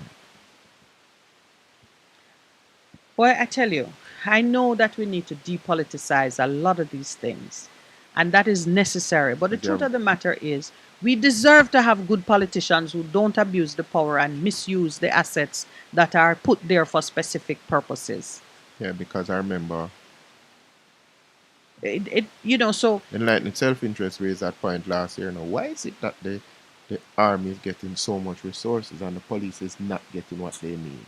Well, many persons were of the view that in the pandemic they were expecting a lot more social disorder. And so a part of the One World Order was to build up this universal army. Good morning and welcome to the Morning Connection. Yes, good morning, PNN. I hope their holiday was good and proper. I taken it. Well, yes, I'm not complaining. It was a good... We're grateful. We're grateful. Some of us that's our weekend when we work, but so it is. And restorative practice justice. Yes, man. Okay. The police force are not yet ready to take on recommending persons, because some of them are carrying out criminal action and they will recommend their criminal friends too. Sometimes that is not really their job. But you know that they currently have that role. Many institutions have them listed as a source of recommendation. Yes. They use a certain rank usually. Yeah, It's not superintendent, just inspector, there's a certain rank that needs to do it. So they do so now. It's not anything new. Yeah, that is true. But I think the justice of the peace is the right set of persons to utilize in those areas, as they are trained in carrying out, you'd say, mediation. Petty sessions. So they now have an idea how the court system works more than, I wouldn't say more than the police. Are we still talking about recommendations? What specific role are you talking about now for the JPs? I'm talking about working within the community to do restorative justice practice. Okay. Yes. There's some more training that's going to be needed. You see, right now is the time when we really need the restorative practices to be worked with more than anything else. And I mean, all police and even the soldiers, they need to learn how to carry out these type of things also, so that they can, in their duty, implement some of it when they are doing it. They don't just go out, as you say, and enforcing the laws or so forth, but trying their best to show citizens the right way before they charge them and so forth in court cases. Well, I agree with you. Thanks very much for weighing in on that subject. I think this JP system should be subsumed by the restorative justice system, so that they are part and parcel of that new thrust. I don't think they should be existing outside of it. And I believe that is the minister's idea too. I hear him talking about JPs becoming more involved at that level. It is definitely the way of the future. You know, I learned an interesting thing when I did an interview with Sizzler. He spoke about Ethiopia having redeemed their own communities and just bringing an end to a certain level of violence by taking that restorative justice approach and doing it at the community levels. They created these circles of elders and youths and so on, where they had peer-to-peer engagement for the resolution of disputes. It is something that was here in Jamaica, you know.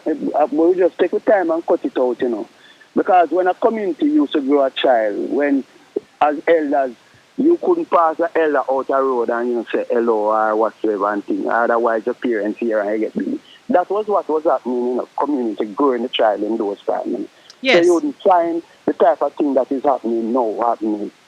But we have lost that and thrown that away because of certain type of policies that has been followed and pushed by certain part of the system. But the system have always been trying to keep the people divided and against themselves. You know? But you see, see, that is the way how the system can help corruption to infest itself and take charge, you know. well, you see, there's also the well, first I think there was that business of just not legitimizing or paying any due respect to the Afrocentric systems of governance which remain, the vestiges of which remained in our communities. Once we elected our own governments, they participated in the same colonial business of eradicating the remnants of your Afrocentric culture. That took place under our own government as well. And then the thing they replace it with does not work as well. Yeah, because what has happened, you know, is that they have always been trying to keep the people in subjection, and so they find ways and means to do that more and more from the days of slavery. They take you out of shackle slavery, but they try their best to still keep you in slavery in every way they can. Dividing, because they don't want that unity amongst us. Right. And that is why if we keep looking, look at just the other day, COVID. A lot of the youth has been affected by not being able to socialize, you know. Yes. Tell me about it. It's a reality. It is a major reality. And that is why now in schools you see what you see being manifest in terms of without no control, not learning boundaries, and it is becoming a major problem.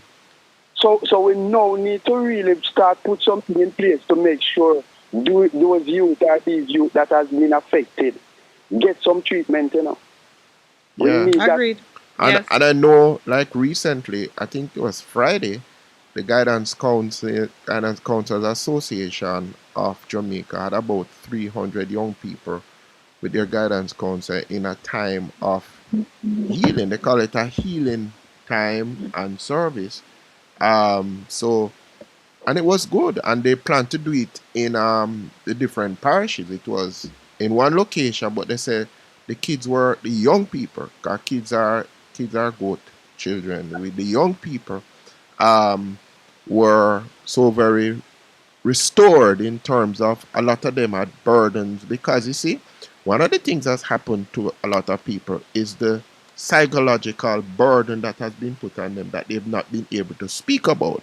That is why the whole thing of the mental status of people have gone down with what has happened in COVID.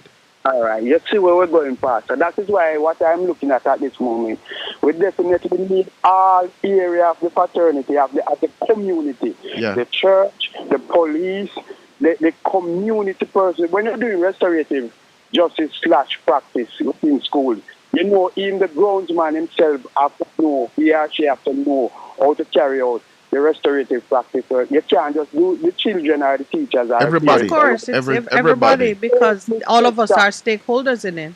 Yes. So every sector has to be on board.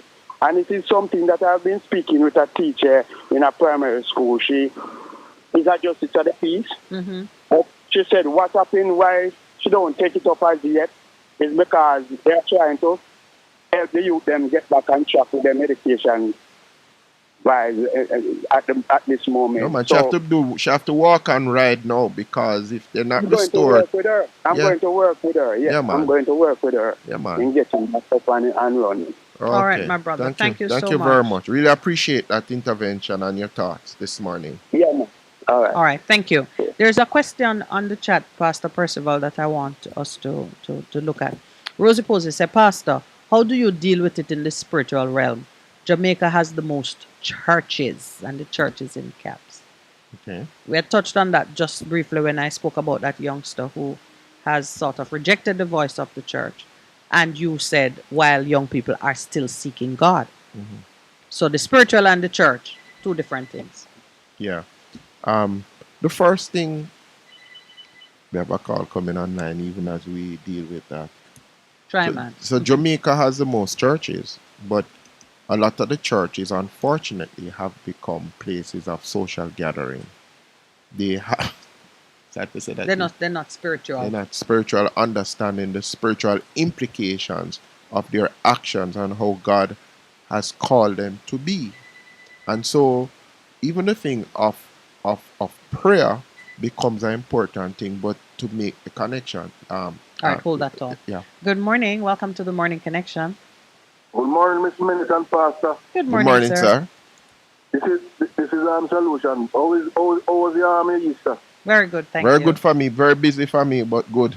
Busy. Yep. So we had death and we had resurrection and we had weddings too. Why? To what I go to Jamaica and everything. The dead are raised right now. Aye. It's all coming in it coming. I never knew. I see a little thing with Vegas done by Puerto Rico Beach. I never knew that them out to shut out the private the people, the citizens them out of the beach down here. Which one? Peach Beach or not Puerto Rico? Or Pearl, which one? Puerto Rico. What have you from seen? what I gather, Vegas was showing that the private beach fence off a part of the with a wall and a Red Cross of another place over there. That's It's Peach like Beach. a private thing. And No, then now that's Peach Beach. Come again? That's Peach Beach. The Red Cross is in charge of Peach Beach, having been the Red Cross, being a non-governmental organization, was put in charge of it for the use and benefit of the public because somebody needed to be in control of it. That beach is coming from some bauxite company ownership of long ago, something that is still abhorrent to me. And they put the Red Cross in charge of it. And the Red Cross was gifted with a gate by some wealthy members of the nearby community. And it has created a problem because citizens don't have easy access to it. Is that what you're talking about? Or there's something else that happened recently? That same thing I was talking about because from what I gather, I believe the land must be a court for the citizens to access the beach because they want taking the beach a part of the beach so where the citizens supposed to go free. Mm-hmm. Well, I certainly hope that every Jamaican who has, and the truth of it, it's not just of interest to the people in St. Anne, it's of interest to people in all of Jamaica because the Constitution says we are entitled to fight for the protection of the environment so that it is available to us for leisure. It is a part of our heritage. So if there's a court, I'd love for you to, is there a court case for real? Because that has not been reported on. From what I gather from the live from from Vegas because it seems like him got pick it up for them to give me, like, you know, I'm scared and deal it. So I just hear from him like that a code right here now. I don't know how truth it. Oh, I think that issue was raised sometime last year, and the minister was trying to bring the two parties together in order to resolve it. But here what I go on. You see the sad thing about it, but I can't really understand. You see the Prime Minister don't sit down and really defend the people who put him in a part, you know. Take for instance, evil land where the people build them house. Some people live on it for 7 years. And you tell me, say, a little white man comes from, you know, I just can't understand this man here. So every day I'm driving near and coffee, you know, because it's not dependent people. Hello? No, I can't. I cannot object to what you're saying. I can't object. I've been in that position of feeling that I have no one standing for me against the forces of the rich and powerful, especially the international ones. And that is what I look to my government to do. I can't handle a citizen against citizen combat, but it is the citizen who put him where him is. Well, the citizen can also change it. And towards them, it's like the system of the people hungry and weak to the day when election come up, them start to issue 3,000 and the people are so full. You know, see? Yeah, well, we know what to do to change it, sir, and we certainly are on that path. If you find out more about the lawsuit, are you from St. Anne? No, my brother in Millie is up by Stony. Okay. Okay. Well, if you get any more information about the legal action, if there's one, please let me know. I'm gonna. I'm gonna listen to the clip again and maybe me call it tomorrow. Yes, I'd appreciate that. Thank you. Bless you. All right. Blessings to you. Another caller. All right, finish what you were saying. All right, so Pastor. the importance of us dealing with the spiritual in the different areas. Okay, let me give you an instance. Like Trenchtown, Rima, we had a heated discussion about it. And one of the things I pointed out that spiritually you have to break and destroy strongholds to talk fast. in the area if you're going to get anything done. So she asked, is it by prayer? Are we talking about prayer? We're talking about prayer, but having so every day we pray. No, is that no, the spiritual realm? No. You need to pray because that's where you get the solutions. But then in praying, God gives us what we need to do on the ground in terms of bringing about so it's shifting prayer and action. Yeah. All right. Good morning. Welcome to the Morning Connection. Morning, Miss Lawrence. How are you doing? I'm well, thank you. How are you?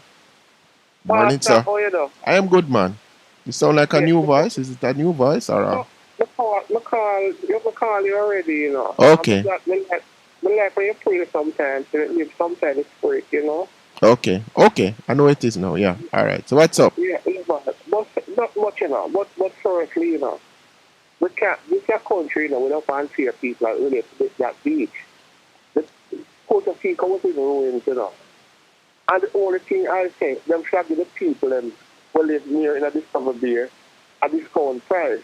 These people are paying millions of dollars to leave that beach, you know, because the beach was in ruins.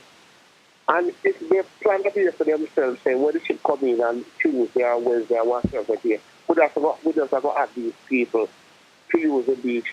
I don't see anything wrong with that. But it's not Puerto Rico he was speaking of, although he mentioned the name Puerto Rico. It's really Peach Beach, which is the adjoining beach that is for free access, that is controlled by the Red Cross. Peach Beach and Puerto Rico Beach are on the same property. No, they're along the same stretch, but Peach Beach is at the end. Oh, I didn't even know that. Yes, Red Cross. I was a regular visitor to Peach Beach in my childhood. Can you hold while we take a station break? All right. All right, I'd appreciate that. Thank you so much. Plus FM 100 on your dial. Keep listening. Veg Printers for all your printing needs. We specialize in calendars, flyers, brochures, and more. Call us today at 968-7506. That's 968-7506. Or visit us at 4 East Bloomsbury Road, off Hagley Park Road. Vijay Printers, your best choice in printing. For a better choice in all your electrical supplies, A, authorized 3M dealer and better brand names. B, better service including free island-wide delivery. C, all major credit and debit cards accepted. It's ABC Electrical Sales. Shop number 8, Hagley Park Plaza, Kingston 10. Open Monday to Friday, 8 a.m. to 5 p.m. Saturday, 8 a.m. to 4 p.m. We make your electrical jobs as easy as ABC. Call 754-3825-8 or fax 754-3659. ABC Electrical Sales, for a better choice. The Morning Connection is not your usual talk show. We aim to stimulate discussion and chart new paths to self-empowerment. So please join us, Minette and Percy, on The Morning Connection, Mondays to Thursdays, 6 a.m. to 10 a.m. on Best 100 FM. It's good. It's better. But nothing beats.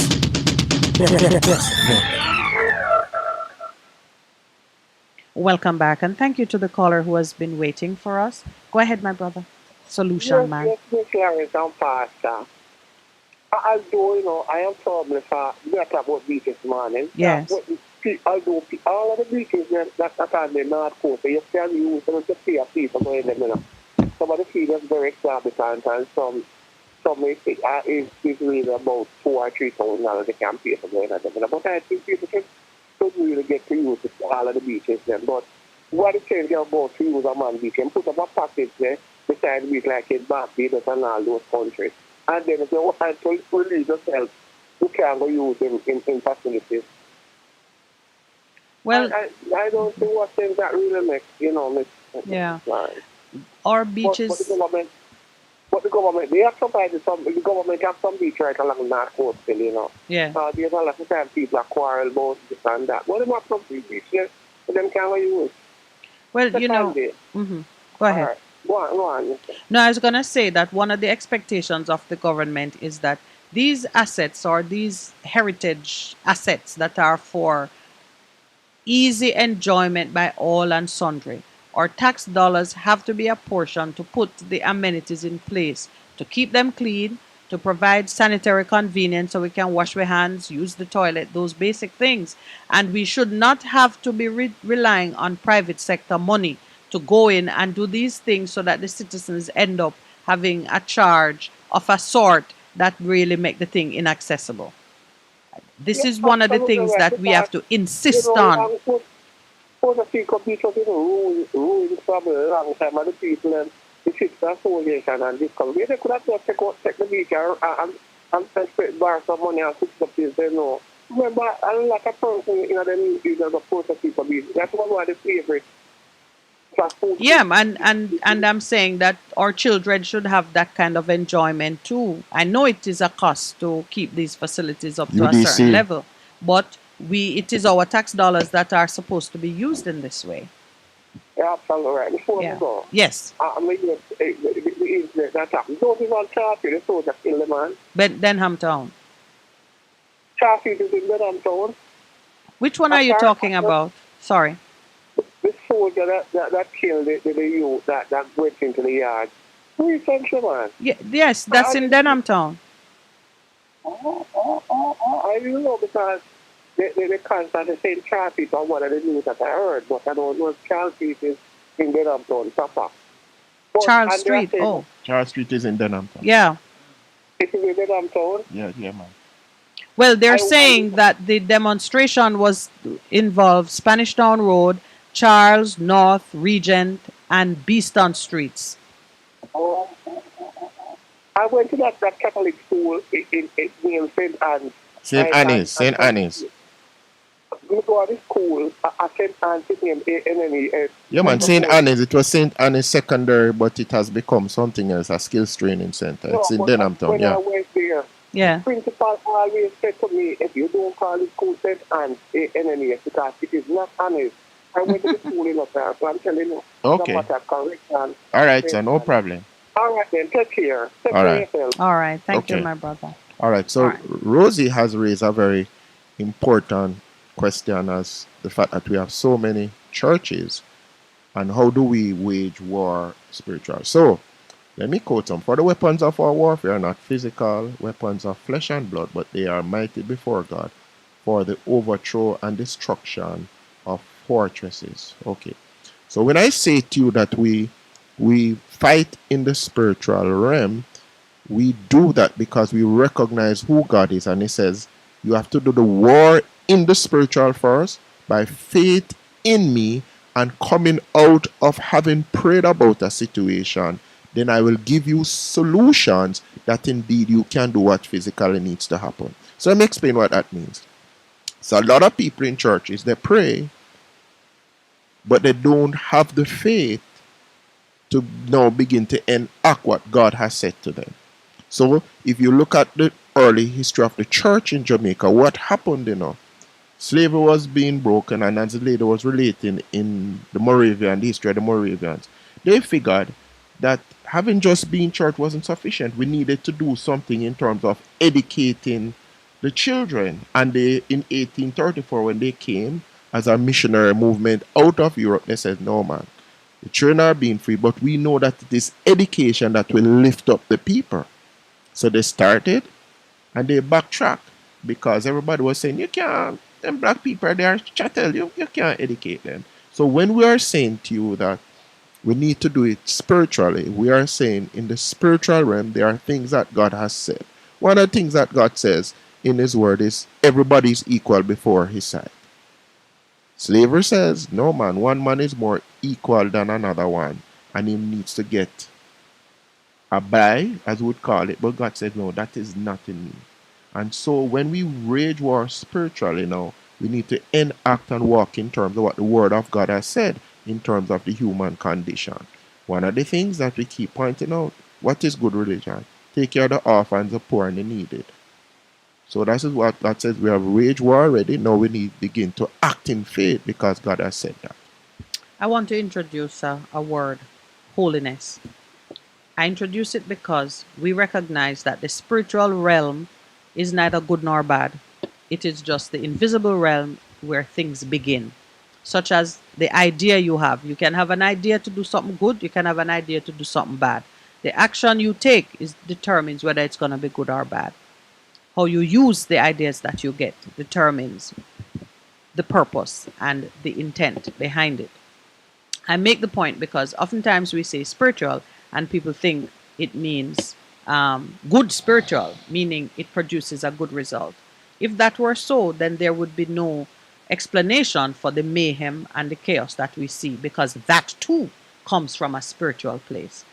Those who are moving in that direction are diligent and they are working the spiritual realm for their own objective. So much so that we are hearing about guard rings. Where you think that come from? The idea that protection resides in a spiritual investment in an article that is in the physical world. It's very spiritual. That's where it's coming from. We, on the other hand, who are members of churches and believers in God, and we, the good people, so to speak, are not putting in the same level of effort to get what we want to see happen in our country.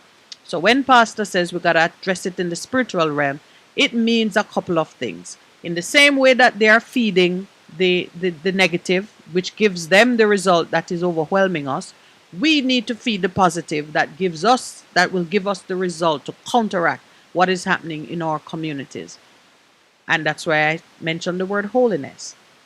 Because it's not just any prayer coming from somebody who lives a life that they don't really care either way. One of the reasons we are not seeing the impact or the effectiveness of our prayers is that our prayers have become obnoxious. They have Not stench. refusing them. Yeah. They are not getting anywhere because they are not backed by lives that reflect who the God is. holiness and the Righteousness. righteousness of God. And the So, humility of, because I want to introduce, it says, go ahead. but let this mind be in you, which was also in Christ Jesus, who being in the very form of God, thought it not robbery to be equal with God, but made himself of no reputation, and took upon himself the form of a servant, and was made in the likeness of men. And being found in fashion as a man, He humbled himself and became obedient unto death, even the death of the cross. One of the things that we are missing as church today is the whole thing of humility, of being servants to the people. Because when we do that, now we are beginning to break and to destroy everything that, as Mineta says, is evil and not good. And so that is what I believe is missing in terms of a lot of churches today. We are not humble. So to recap, when we say address it in the spiritual realm, we are referring to the action of going in the invisible. Invite, open up the channels for the ideas, the motivation, the spirit-based motivation to do the things that will change it in the natural. Yeah. To open that passage. It's not just a matter of getting into a meditative state by using your sacrament, or you are going to invite a conversation with the divine, but your life and your attitude and what you bring into the conversation must reflect that. And that is how you begin to change. That is how we win the war on the ground. So, for example, you heard me prophesying this morning. I said the Ukraine medical students need to go find a partner in the private sector, sit and make out their case and create an internship program so they can complete their studies. That idea is not coming from any negative place. That idea is coming from a heart and a spirit that is open to finding solutions that are beneficial to both sides of the divide, to everybody, and it not cost you nothing. And I will say it freely. I will say it freely in the hope that somebody who hears it, it will catch in their imagination and they will do something about it. That's how it works. But I am a praying person, and I am a person who seeks to keep my heart and my spirit pure so that I can get those kinds of ideas. Those revelation and inspiration. Precisely. So I deal in the spiritual. But then when I get an idea like that, I don't just keep it to myself. I say it out. I let it go. Yeah. And if somebody were to call me and say, Miss Minette, you said so and so. Do you know a doctor or a place? Sure, I know a doctor or a place that you could start with. Mm-hmm. And that's what it is about. That's what it is about. Right. So let's reopen the lines. Because I closed the lines very briefly so Pastor could deal with this issue. Because we don't want persons to think that we are saying, oh, get in the spirit and just be praying and praying and praying. Mm-mm. No. The first thing is you got to consecrate yourself to go into that kind of conversation and intercession. And then when you come out of it, you get answers to the solutions. You need to work the answers that you get. You don't just get the answers and put them down somewhere. Good morning, caller. Welcome. How are you today? Good morning. Welcome to the Morning Connection. Yes. Greetings to you both. Thank you. Are you saying that all spirit is good? No, we never said that. I said it's neither good nor bad. It is what you do when you go into it, because you can come out with something very bad. Spirit is neither good nor bad. You say spirit is neither good nor bad. The spiritual realm is neither good nor bad. You draw from it what you want, and depending on what you go in. Yeah, all right, next minute, please. Next minute. Spirit is neither good nor bad. So say you. The spiritual realm, I said. Just like how the world is neither good nor bad. There's good in it and bad in it.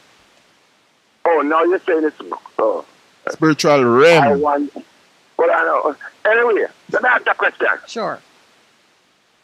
Do demons exist? Of course. Of course they exist. Are they spirits? Yes. So you are bad spirit then? Yes. Oh, okay. Tell the people them say, there are a million churches in Jamaica, yes. Every church in Jamaica is surrounded by 5 bars, rum bars. Mm-hmm. Every rum bar is filled with spirits, ignorant, illiterate men.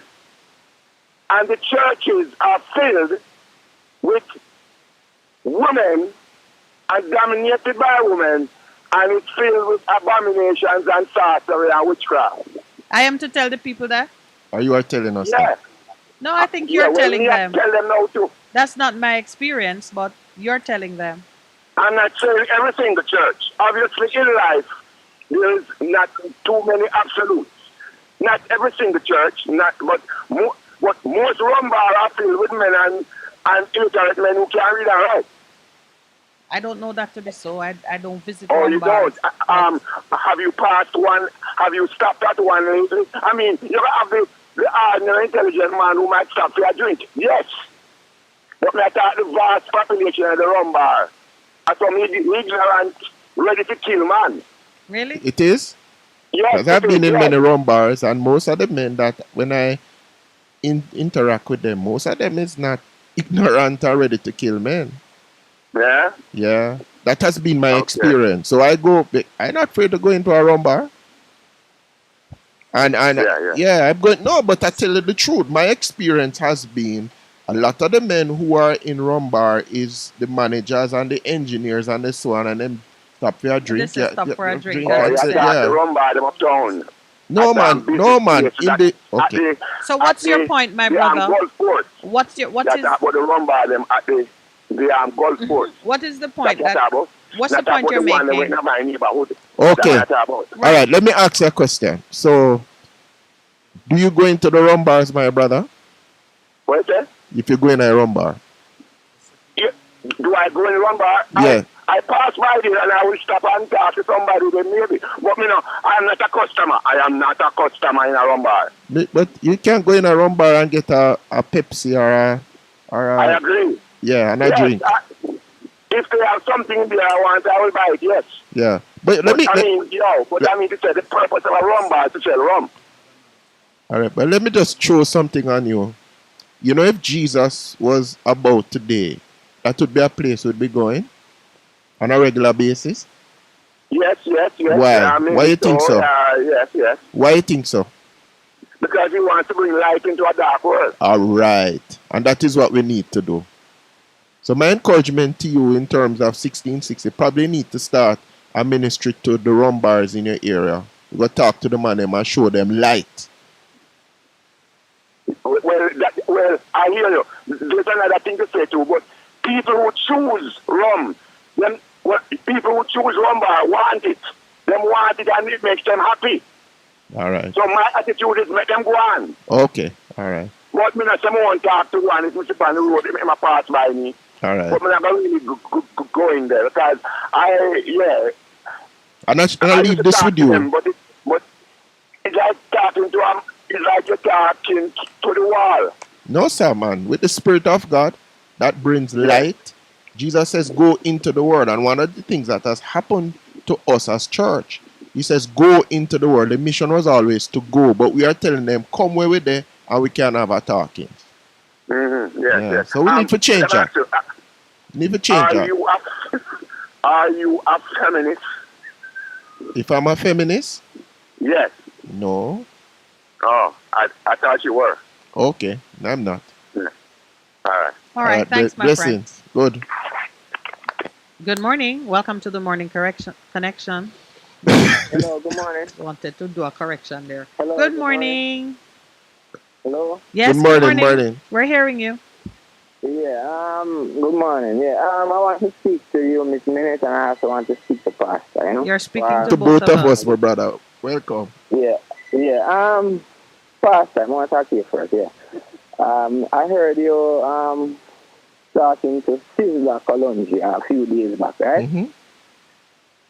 Yeah, and he was singing a song at the end about Jah Rastafari, and I hear like the pastor was chiming in, like it sounds good to you, you know? Mm-hmm. Yes. As a pastor, do you know what Jah Rastafari means? Jah is the name of God, and Rastafari is a title. No, Rastafari. Rastafari is a title given to Haile Selassie, yeah. Rastafari is Selassie's name is Rastafari Makonnen. Lead Rastafari Makonnen. So whenever you hear Rasta said, Rastafari. We've lost you. Not Hello? hearing you. No, whenever you hear a Rasta said, Jah Rastafari means that God is Selassie. Okay. Yeah, so I was surprised that a pastor was, encouraging something like that. Knowing that Selassie, based on my story, Selassie was a Christian, you know that? Mm-hmm. He didn't have a religion called Rastafari. He followed Jesus Christ. Mm-hmm. Part of the Ethiopian Orthodox Church. Yeah. Go ahead. Yes. So you were making a judgment about Pastor. You were saying Pastor, by repeating those words, if that's what you thought he did, was endorsing. He was saying God is Selassie. When you said Jah Rastafari, you're saying God is Selassie. Okay. I don't believe that. And I've told them. And not all Rastafarians believe that either. You know that, right? Yeah, but I studied the movement and are you a Rastafarian? How did you become a pastor? Are you a member of the Rastafarian faith? No, I'm a Christian. Okay, so because you studied the movement, you feel confident in defining it for all Rastafarians? No, I know that Selassie was a Christian. Marcus Garvey was a Christian. The founder of Rastafari, Leonard Howell, was a Christian. Yes. Okay. But with that knowledge, you still say that when Rastafarians say that, they mean Selassie is God. Even though you know that the foundation of their faith is Christianity, and they don't believe that Rastafari, the emperor, was God. That's the foundation of the faith. They do believe that Selassie is God. Marcus Garvey believed that? No, Marcus Garvey was a Christian, but the Rastas believe that. Not all of them. Not all of them. And you shouldn't attempt to speak for people like Sizzler. You should let them define their religion, and you should avoid condemnation of things that you are not yourself a part of. I know you're confident in your own faith, so leave it at that. Pastor, do you believe in did you study hermeneutics in college? Yeah. Could you tell us what hermeneutics derives from? What did it derive from? There's another call online, so and I'm trying to understand. Yeah, I'm not liking the way you're approaching the conversation. Hermeneutics derives from the idol god in Egypt named Hermes. Yeah, but I'm not understanding why you're going in this vein. Is there a point you want to make? Because I'd prefer if you make it. If you listen to the show with regularity... Miss Minute, I have a question for you now. I was talking to Pastor a bit. So your question is, the Jubilee that they are celebrating come August at Jamaica 68th Jubilee, is it our Jubilee or is it Queen Elizabeth's Jubilee? It's Queen Elizabeth's Jubilee, and you know that. And you know so that why is it the government of Jamaica is telling us about our 68th Jubilee? I cannot explain the motivation of the government of Jamaica. I try to encourage the citizens of Jamaica to develop an understanding of it and make choices for themselves. You've heard me speak. I am not celebrating anything with the Queen of England. I recognize that Jamaica has been 60 years under her own flag, and there are some things that Jamaica need to do to make that meaningful to its citizenry. And I suspect that you agree with me. There's nothing to celebrate. Yeah, I agree with it now, but why is the telling us, telling us about our golden jubilee when it is Queen Elizabeth is celebrating her jubilee? Yep. Queen Elizabeth is 75 years, yes. That's not a jubilee. Jubilee is 50 years. It's Jubilee Plus. Jubilee Plus. A Jubilee is 50 years. But the fact of the matter is, whatever they want to call it, nothing for Jamaica to celebrate. Jamaica have lots of catching up to do, and there are some things we need to take charge of. And I like the fact that you, as a young person, is expressing such a deep interest in it. And I hope that you will continue the struggle and help to point a way forward for the citizens. Because, we need change. I would say before I go, yes, I believe come the 6th of August, yes, no Jamaican must go to the stadium to celebrate anything with Andrew and the PNP. Let them have to do it, because we are not yet independent. Yep. Okay. All right. Love it. Thank you. Thank you, brother. Enjoy your day. Thank you. Somebody. Good just morning. What is, Welcome to the Morning Connection. Morning, my lady. yes, morning. morning, Enlighten. How you doing? You Morning, surprised here Pastor. that I go Good a rum bar? Huh? You're surprised here that I go into the rum bar? No, man, the rum bar is a good place, man. Aye, I hear you. You get some of the most intellectual conversation take place in the rum bar, you know. True. Well, maybe not So the when ones where our brother visit. He said the ones Sorry, in I'm his not talking community. foolishness, man. I'm not talking about Oh, you know, the rum bar has changed nowadays, because they notice the people, the guys, them that they're not going to rum bar. You see, out of the road with a little cup with some boom or something inside there. They're not going to rum bar. People used to sit in the bar and have decent conversation, you know, and run some nice joke and all that thing, and if you notice the men them that used to drink at the rum bar, they might say, "I can't kill nobody." True. Well, one of the things that sometimes will suffer is them home life because some of them spend too much time in the bar. We agree with you. Yes, and money too. Yeah. And the money that them never, but when it comes to things like violence and all that, I talk about the men, them not intelligent. Those are very intelligent man in a certain respect. Yeah. That's what I can't talk about anyhow. Yes. I have a problem. I am looking at Jamaica and every day I'm getting more disappointed in the country, the courses of the country. Now, I live in Portmore. And there's no place in Portmore I can go and sit under a tree and read a book or something like that.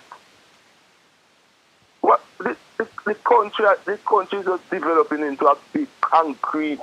They're pouring concrete, walking all over the place and pouring concrete and good agricultural land. And then you don't find a park.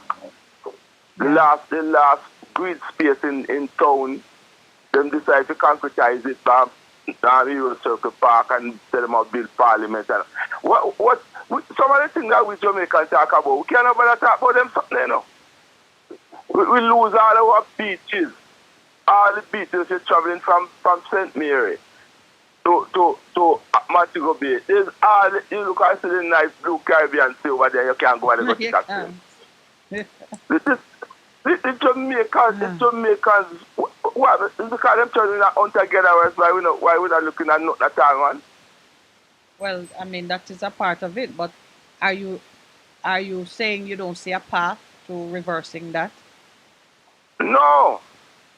And we're fooling ourselves if we see a path because the people have to reverse it, you know. And that is the path. Conversation of the people. That is the path. They're not talking about those things. But that is the path to reversing it. So even what we are doing here is a small effort. But we may be reaching one person in a community who will get up and mobilize others to try and recapture something that is lost to us. You see, that's why slavery lasted so long, you know. That is why slavery is like something in our DNA, you know. Because there's only one and two people, and if you are somewhere and you see something is taking place that is not right. All right, I'm going to give you an example. You have a store in Portmore here. When you're going to the store and buy something, the cashier register is about 10 feet away from the door, you know. You go in there, you buy it, you pay, you get your receipt and come out. When you're coming out, the security guard is at the gate and tell you must open your bag and make you look inside it. No, I object every time I go in that store and I open my bag and I show them nothing, you know. And I see people like a slaughter, everybody I open their bag and them security guard put him on it. Now you go buy some ladies pick up their monthly supply and put it in the bag and I come out.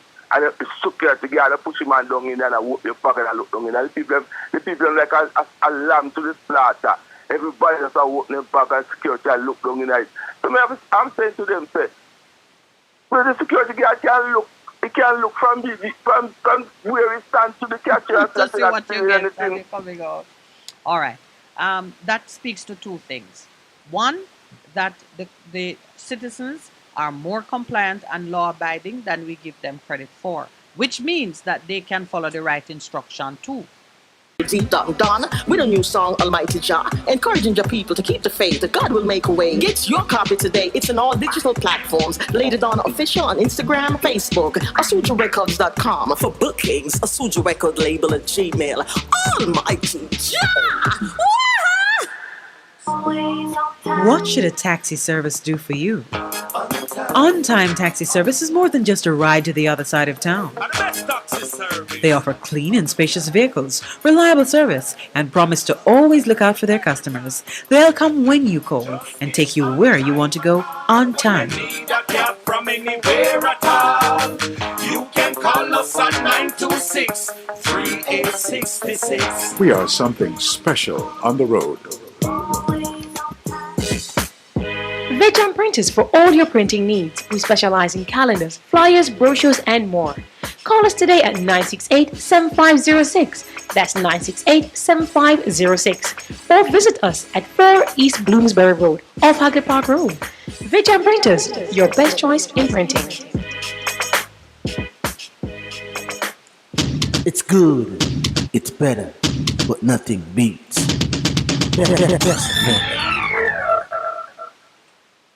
Welcome back to the Morning Connection. My brother. Welcome back. We have a thing in Jamaica that called gene memory, you see? Yes.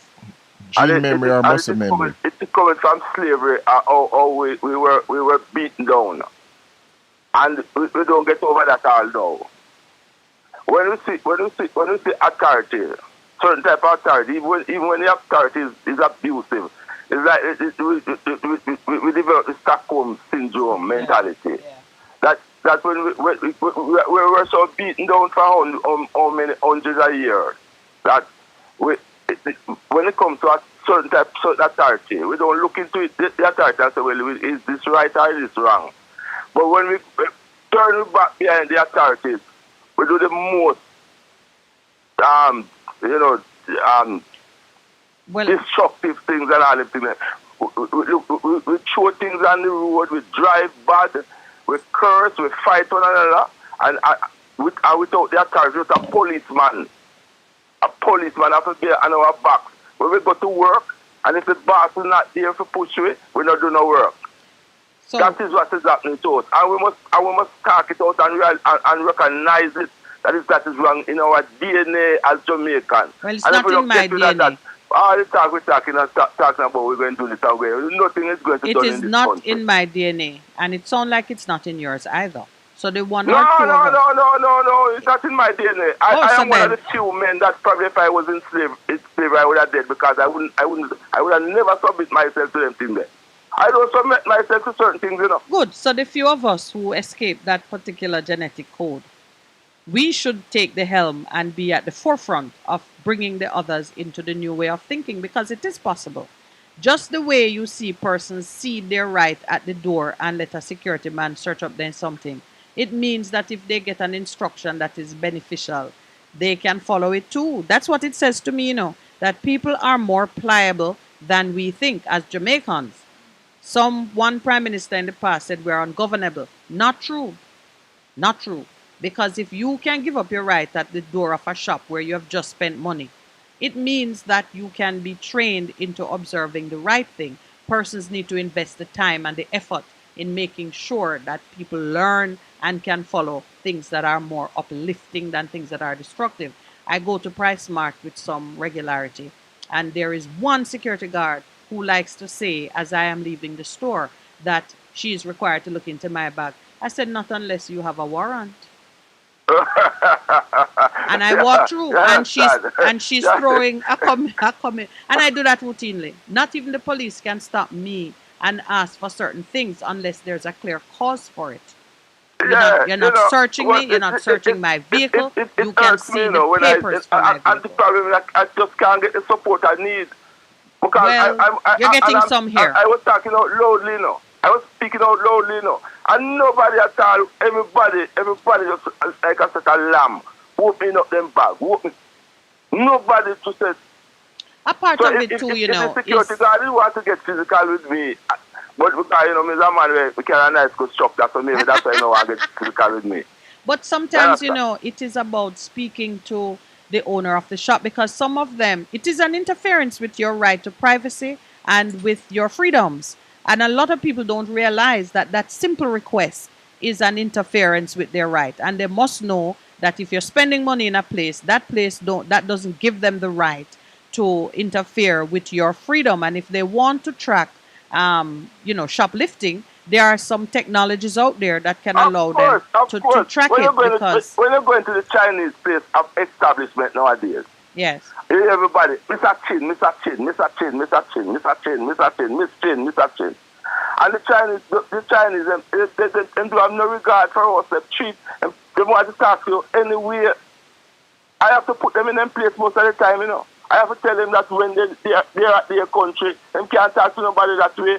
They bow to people, Well, so there's a lot of teaching that needs to take place, because some of us, it's ignorance of our rights why we accept certain things. But time again, you see Jamaicans even assuming some rights that they don't have, and then we block road and fight for it. So can you imagine if we have a proper knowledge and understanding of our rights, we won't allow persons to walk on us quite like that. We want the people to talk about them things, man. That's some little trivial thing. Where everything whether Selassie has God or man of God. That's them thing them things can go agree in a can, man. Too much of them things we talk about, man. That some of that is true. You're right. But freedom of expression requires that we make space in the world for other ideas until we can elevate and lift things up. You see, establishment, like when they listen to we spend time on them type of thing there, because they know we are not a threat to them, Yeah, we're wasting like time. we sit up every day and talk about them things and who is God and who is not God and who is this and who is that. And who drinking a rum bar and who not drinking a rum bar. All right. I have another call on the line. I have another call on the line. Let us hope that this conversation now will be more uplifting. Yes, okay. All right. Thank you very much. Thanks for listening to me. No problem. Good morning. Welcome to the Morning Connection. Hello, Miss Minute. Good morning. Good morning. Good morning. Welcome. Good morning, Pastor. Miss Minute, I hope me not hearing anything about this man, Mr. Patterson. Where is he? He run Ghana or what? And Curry. What was the result when I we don't hear tried to nothing call about him? them again. Oh, what happened when we tried to call him the other day? Pardon? Oh, no, we had tried to reach out to him the other day because not just you, others had requested, and I think we're going to try again this morning just to see if we can have a conversation with him on air so that persons can be encouraged. And if anyone is listening who knows what is happening in that camp, do call us and share it, because citizens are asking. And then who's the other person? Oh, you wanted to know how are things with Mr. Curry? With Chief Curry. I'm not hearing nothing about him neither. I am going to find out shortly, because they're actually starting a season of football competition in the community. 16 teams playing on Sundays. And they reached out to me, and I'm gonna pay a visit, and I've got some footballs to contribute from persons who are interested in what's happening in the community. So no, Mr. Curry is handling his business. He's not a person who steps outside of his lane. You know, what happened with the Prime Minister and so on. All of that was really Jamaica's doing, because Jamaica, the police issued a notice telling citizens of Jamaica that they should not go there for the January 6th celebration, and created a bit of a storm, which led to all of what you saw playing out in the media. And I hope that our government has repented of the kind of talk where we were describing them, or Prime Minister described them as separatist, and said words that I don't think we need to revisit. I'm hoping that the silence means that the hostility and the dialing back of certain attitude has already taken place. But Akampong is going on with their thing. The next thing to Miss Minute, this if you are going to tell me about the scripture, why should you want my address and my name? It looks fishy to me. This man Blanche, right? He gave his number that if anyone interested could give him a call. Oh, Blanche, I give him a call, and I asked him about the Bible. He was telling me about the Bible, where to find things and whatever. I said, okay. So he said to me, he want my name and my address. So I said, for what? He said he would send me a letter and for me to read the letter with my Bible. So I said, you can tell me where in the Bible to find the things. And, he said, no, it will take too much time. Okay. So after I begin to talk, my spirit just gets cross. And I said to him, but I don't need any letter. And I just hung up on him because it looked fishy to me. Yeah. If you are going to tell me where in the Bible to find certain things, why you want my address now and my name to send me a letter? It looks fishy. Well, it's not fishy, but I can understand that it's not your desired way to be spoken to. And that's all you need to tell him. I'm sure he accepted it.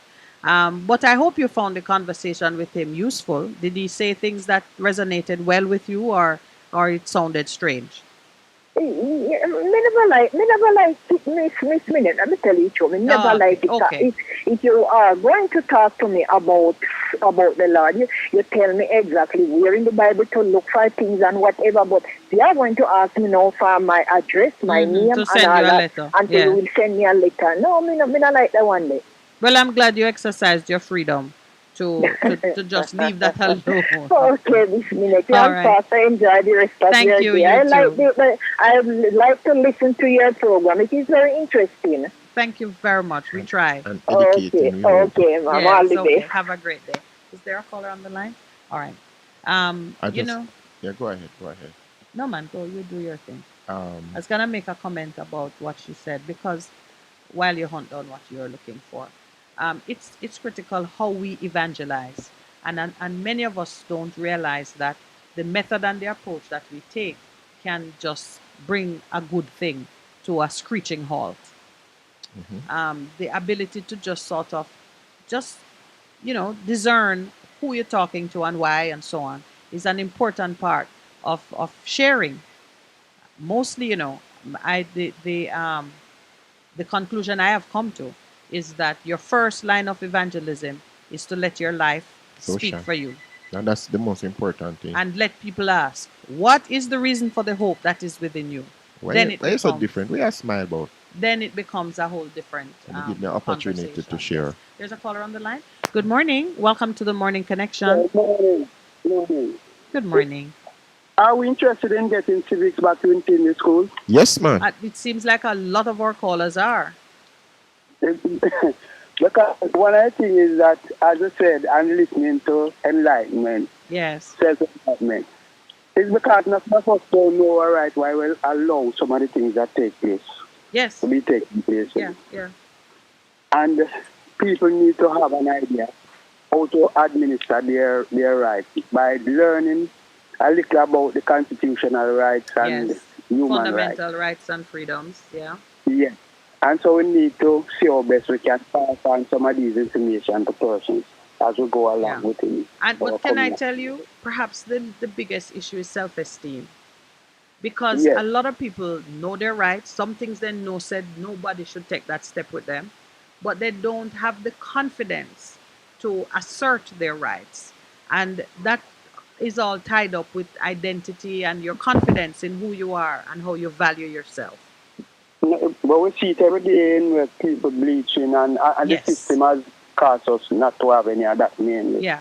The education system also. Because I believe going to school isn't only about teaching person to read and write alone, but it should have been teaching person about self-esteem, about themselves, about their rights and so forth. I believe we need to change how our curriculum is administered. I agree with you. I agree with you. And it's Yes. passed on to Yeah. the children, because that is where it is coming from. And One thing that I was at a setup the other evening and a virgin had shown me about 3 youths. And he was saying those who spend time with him when their mother is at work. And when him listen to the songs that the youth they are listening and they show them what the youth them are watching on the tablet. Now, those type of thing now, it's where the youth them are learn, because as a baby, we know a baby learn what them see. Mm-hmm. And if our government of the day is not looking at getting out some of these type of show that is on cable and so forth, we need to censor those type of things and the songs them that are out there. Yeah. But the point you're making now is that it's not just a matter for the school, it's what happens in the home, in the community, in the public spaces, where we are as a community, we are generally knowledgeable about some things. We encourage others, we share, and we can do it in a respectful way where it doesn't cause offense. You know. Yeah, but it also needs to come from in the authority where legislation are made. Our system needs to, because where we are today, we almost need something like as you say, how Cuba was running in the earlier age when Fidel just took over. We almost need something like that right now to make the changes. To bring things, if you want to catch some of those who are, because we can't walk through the wilderness until the old ones die. No, that's true. But you know, you mean like when Moses like set the whole one, them and go one side and said, I say, you can't not go in. Absolutely. Yeah,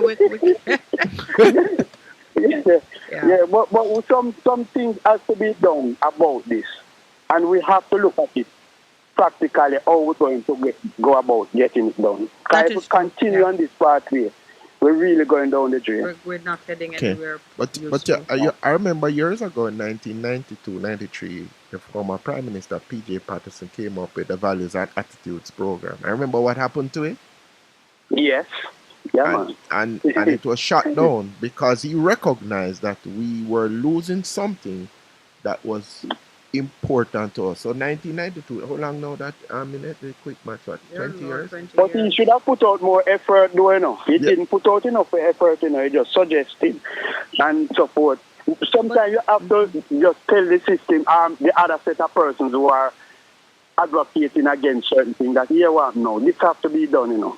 And but you see, if you want to see the changes that we all need to have, we need to make that.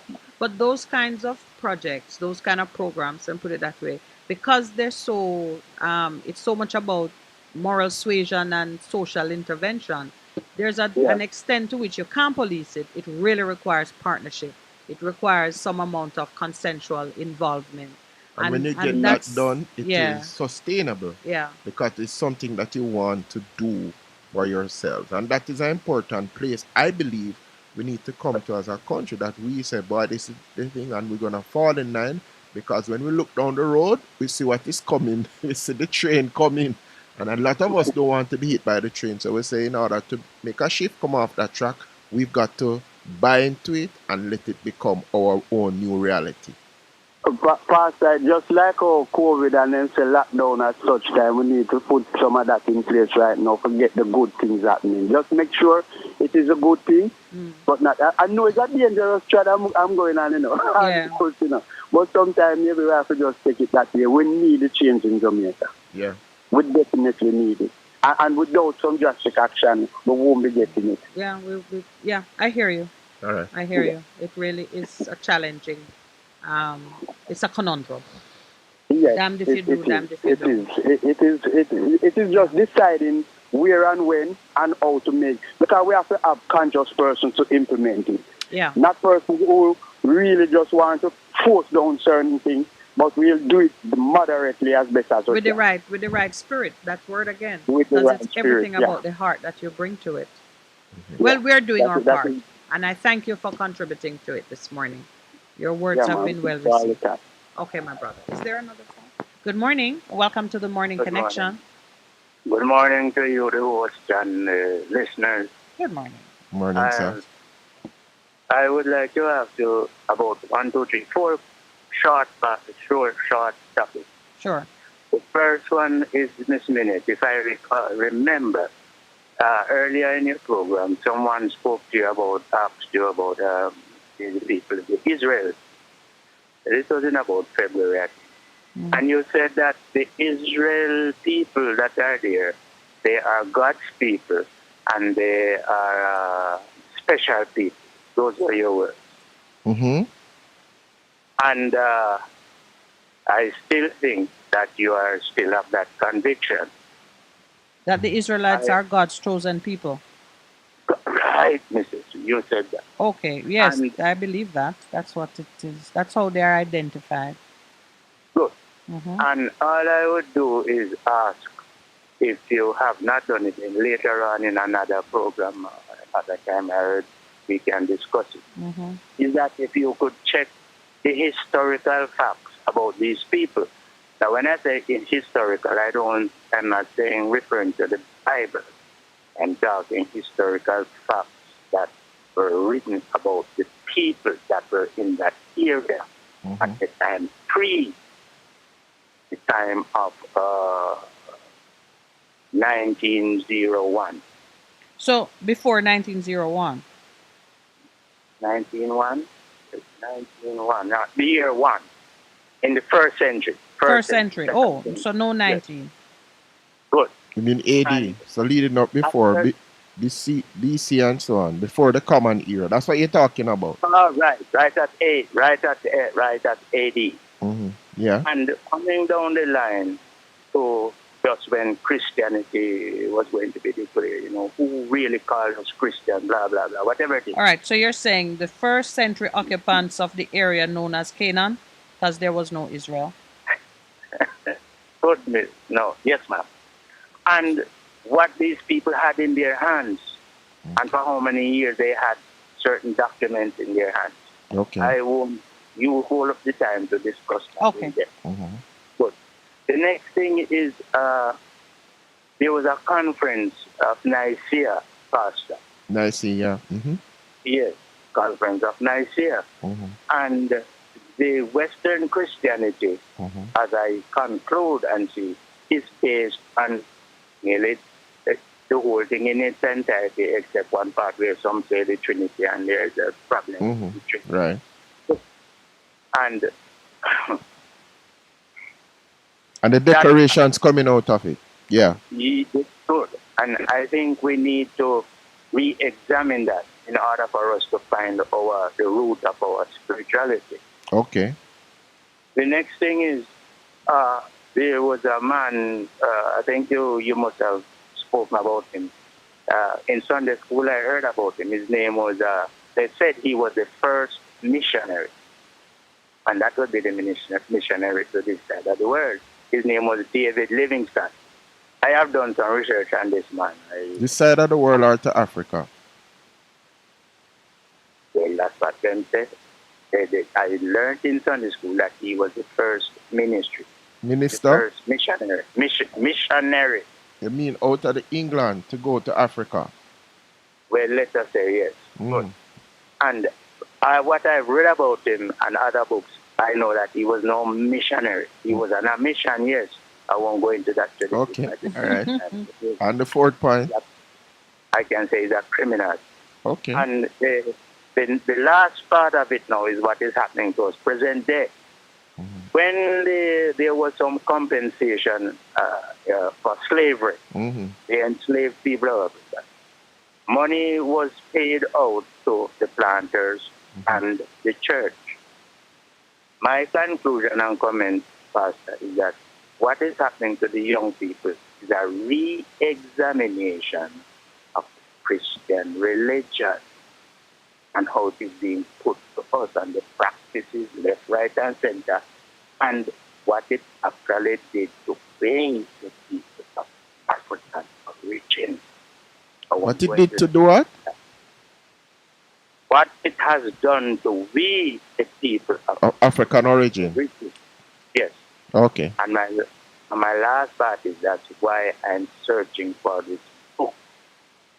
Because it does not specifically outline something, but it correlates incidents. And I thought you had gotten the book. This book that is called History of Jamaica by Clinton Black. I thought you got it. I thought you got it. You never meet up with the gentleman? No. It's the wrong edition, sir. What they have done is, I don't want to go into it, sir. They are doing something, suppressing information. Stripping away the information. Okay, I hear what you're saying. And they found from one edition to two. What they have done, sir, the first one, that was the original, is 1958. At 1961 to 1960, I think 67, that book was in circulation, being used in the schools because I studied out of it. My teacher used it. He went to England. Then they come with another edition now, 1969. So when I went to the library and asked, where is the original book that you have these revisions from. I can't find it. It's not there, sir. So I have refuted it. I can give back the man the book. Okay. And I don't want it to keep it. I want to take out 5 aspects and then return it to the owner. Right. And in fact, you can even identify the areas that have been purged or modified based on your memory of the... I don't remember, but I will use the yes, book because to reference it and return it. Yeah, this idea of revising history to serve modern day imperatives is something that we have to be aware of, and we have to move against it. But I want to say something before you go. The first thing is that from probably I was 10 years old, I have removed from my own motivation an overwhelming dependence on the Eurocentric view of who I am, my identity, my history, and my spirituality. From I was 10 years old. My spirituality is based in a relationship with my Creator God. I find the Bible very useful. I will not take away from its power and its usefulness in understanding and communicating. But I do not depend on any concept that is fed to me or that is curated to keep me in a position, in whatever position somebody has preordained for me. That's me personally. So when I was a little bit of a person who shouldn't even be saying those things, I would say that I detest and I'm not bound by what I call then organized religion. That was my big speech as a teenager coming up. 14 years old, I'm making that speech. I'm not bound by those strictures, and I cannot even tell you what is the foundation of that kind of rebel spirit in me, but that is so for me. When I speak here, I am not speaking because I am persuaded by anything done by persons of a point of origin or a position that is unfamiliar to me. So I make a distinction between church and religion and your intimate personal relationship with your Creator. And I believe that I am a created being. I'm just saying that even as you talk about Israel and those are not things that... So one of the reasons I'm saying it too is because if you never find that book, if you never get to rebuild the precise road on which we travel to be where we are, you still exist, you still have freedoms, you're still connected to the rest of humanity through some connections that are real, even if persons try to strip it away and water it down. What you're saying is actual fact, and the book would help. It won't change certain things, but it will bring forward the light because it stretches, it affects the church, the laws we have today, and the British monarchy. Yes. It's a serious aspect that I'm on. Yes, and I know that some people need to see it in black and white, so to speak, to connect with it and begin to make the change. I am somebody who I am prepared to pull the change out of the spiritual realm. No matter to me that nobody ever did it that way before. No matter to me that everybody else is doing something else. Never has. And I'm too old now, I would think, to try a different way. All right, my brother, thank you very much. It's time for our break. Thanks to the producer. Thank you very much. You're welcome. Bass FM. Keep listening. One in. A hurricane we name. Are we rough? Whether we are man hurricane or woman hurricane. We want you know that. We come here to mash up building, blow down things and take life. Flood out place. We no ramp. We no respect no one. So no take no chance with we. Listen to Adprem and prepare. Hurricanes do happen, so be prepared. Yes, be prepared. A message from the Office of Disaster Preparedness and Emergency Management. There will be days when you're too tired to move, to drive, but you think you have to because your vehicle won't wash itself, right? But no, you don't have to visit a car wash. 123 Mobile Car Wash will come straight to you. Yes, you heard right. 123 Mobile Car Wash is offering services in Kingston and St. Andrew and St. Catherine. We shampoo and detail cars, trucks, offices, and more. No job too small. Call us at 876-631-3400. 123 Mobile Car Wash. We come to you. The Morning Connection is not your usual talk show. We aim to stimulate discussion and chart new paths to self-empowerment. So please join us, Minette and Percy, on The Morning Connection, Mondays to Thursdays, 6 a.m. to 10 a.m. on Best 100 FM. It's good. It's better. But nothing beats. Best. Welcome back, caller. How are you? Good morning. Good morning, Wayne. Mr. Wayne, how are you? I'm good, I'm very good. That's yeah, my little plant, my plant, they must supply me so much food, I wonder me I can eat it. I want to look something on my plant. What you planted, Wayne? What you planted? What you planted? I plant pak chow, callaloo, corn, okra, lettuce. So we need to visit you and do our shopping. Me have cabbage for plant and cauliflower. But me wait for time and the position of the moon before me do the planting, you know? Okay. Yeah, man, time and season. You have the Farmer's Almanac again? You have it? Yeah, me use that too. Yeah, it's important. Yeah, me try to gather all the natural knowledge of life and work with it, you know? And me always get good results. Yes, sir. Not beat nature, not beat the laws of God. So what do you do with the excess? You share it, you sell it, what do you do?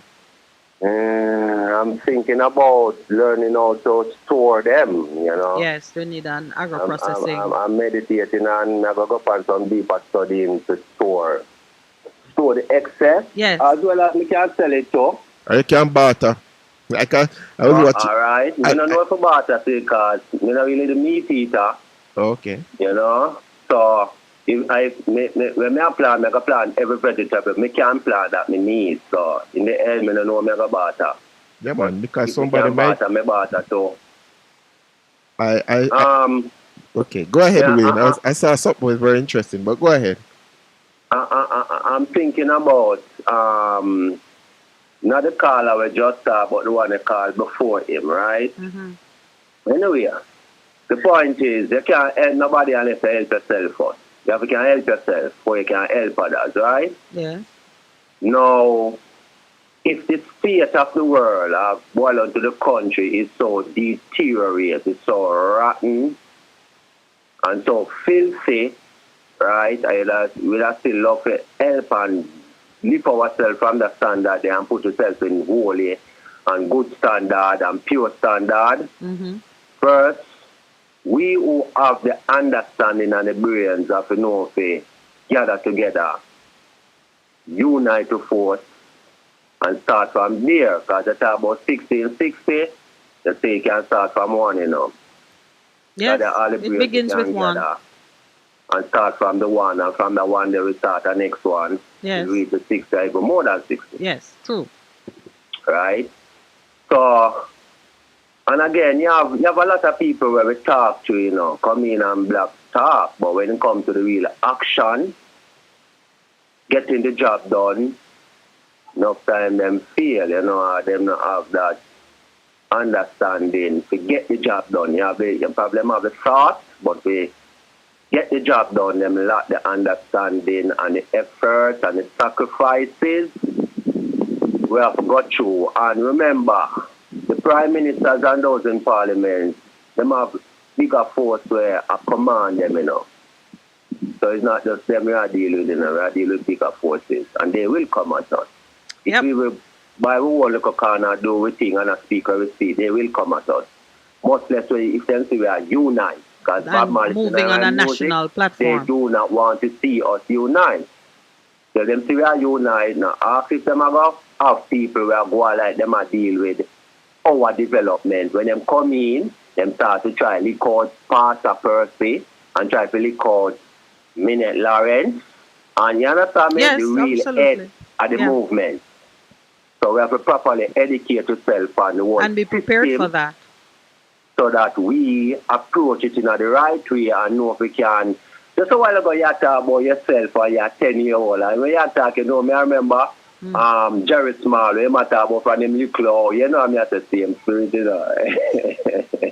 And I think you're much more humble as still as Mr. Jerry Small. And I have less Great fear. spirit, Mama. Empress, a spirit, great. And I love you. There's work to be done. There is. And we got to do what we got to do. Because Christ says, Haile Selassie this first says, Marcus Garvey said, every prophet said, we have to do what we have to do or we will die. Yes, sir. I prefer die fighting than laying down my arms and die, That's true. Die with if you lay down your arms and a man is going to lick you, Mama, it's hotter than if you did a fight back, You could have get a lick and not even realize that they get lick. Yeah, well, from the art of war, it tells us that it is better to fight because you have a chance to live than to just give up. If you fight, you might succeed. But if you give up, there is a certainty of death. And we cannot give up. Cannot give up. And I say, want work to be done, I do my little part, because I try to make sure, I try to be self-reliant. I not depend on the system as much as I can avoid it, I avoid it. Yeah. Right? So I have a great levels of self-reliance. Enough time when people are bad about all type of things and suffering and hardship, I not really have that. Because I not too depend on the system from morning, And farmers, me them a talk about fertilizers. Farmers, please, listen to me, because enough farmers are listening to this and enough people out in the country where do them farming. Listen to me. Stop worrying about them fertilizers where come from Europe, because these fertilizers only feed the food, but it's not feeding the earth. And it make the earth weak. We deal with natural fertilizer that feed the earth, in return feed the food. So both is benefiting from what we are putting in it. Go natural. Get the plants them, get the bush them, get the leaves them, get a little fall down, or your goat down, mix it in, green grass, dry grass. Once a week you can store it around, wet it up, and it break down and use back that. I tell you, all the insects them run from your plant. Because the healthier the thing is, the less insect you have. Yeah. Just all right, like on the healthier you eat, Mama and Mr. Pastor, my brother, my father, the more virus and sickness run from your body, don't? Absolutely. The healthier you are, the better your immune system. That's my contribution this I morning. appreciate, Mama, sir. Good contribution. Love you. Love you right, so much. I'm glad we can talk to you and hear you. Bless up. Thank you very much. All right. I'll wait for the next caller. Good morning. Welcome to the Morning Connection. Hello, good morning and welcome. Hey, Neville, good morning. Why are you Neville? I'm good, man. Neville, you drop off the paper yet? Did you come by and drop off that document for me? No, I'm going to do it, man. I'm going to do it. It's part of my portfolio, so I have to do it because CSEC is so near and Pep. Yes. Oh, you're under pressure with time. I have to be rounding up the children because it's not a lot of time, Levi. It's a lot of work. Understood. Yeah, two things I want to say. Over the weekend, Sri Lanka default on their national debt. Sri Lanka. It's true. I saw that. Sri Lanka is now in bankruptcy. The Russian Railway Corporation, they also forfeit on their international debt. And that is causing a lot of jitters in the world. And we see where gold prices hit $2,000 an ounce yesterday. So all of you out there who have gold, hold on to your gold. Gold is God's money, and gold and silver will become precious commodity as we go along in this trial time. Now, Pastor, Miss Minette and listeners, basketball is a big thing in North America and in the world, right? All right. And most of the basketballers, they get millions of dollars. One of the basketball owners for the Bucks, the Milwaukee Bucks in America, he had a meeting with his players, and he told them he controls a hedge fund. And he told them that there's a serious banking crisis in the world. And if they have any money which is above 250,000 US in their account, they must take out the excess money and put it into other bank accounts, because the banking system crashes in America. They only can get up to 250,000 on each account. That is what the hedge fund manager for the Milwaukee Bucks in America telling these millionaire basketballers. Fast forward to Jamaica. If you have the insurance for the banks in Jamaica is $1.2 million per account. If you have anything above 1.2 million in your bank account at Scotia Bank or NCB or wherever, go and take out the excess and put it into another account, because if the banking system in Jamaica collapses again, there won't be any more FinSac. There will be no bailout. No bailout. They're going to have what you call a bail-in, meaning that the bank can seize your money and pay you only what the insurance company authorizes them to pay, which is the insurance coverage of $1.2 million, because this war that you see is going on, and with what is going on over the world with this digital technology, the capitalists in the world have no choice but to thief what they can thief in order to maintain their lifestyles. I'm putting that out there again. Secondly, Pastor and Miss Minutes, did you know that the word Batman was originating in the Jamaican culture? I did not know. Yeah, 3 words made it to the English dictionary that was originated in the Jamaican culture, and you can do your own research. One named Baby Father, one named Baby Mother, and one named Bad Mind. I want to touch on the bad mind. You see these children that you have going to school, studying hard for them CSEC and them CAPE and them university degree and them PEP. The system as it is here now in Jamaica is so corrupt and so poorly governed that it's closing the door on a lot of these students who bust in them brain trying to get these information in them head.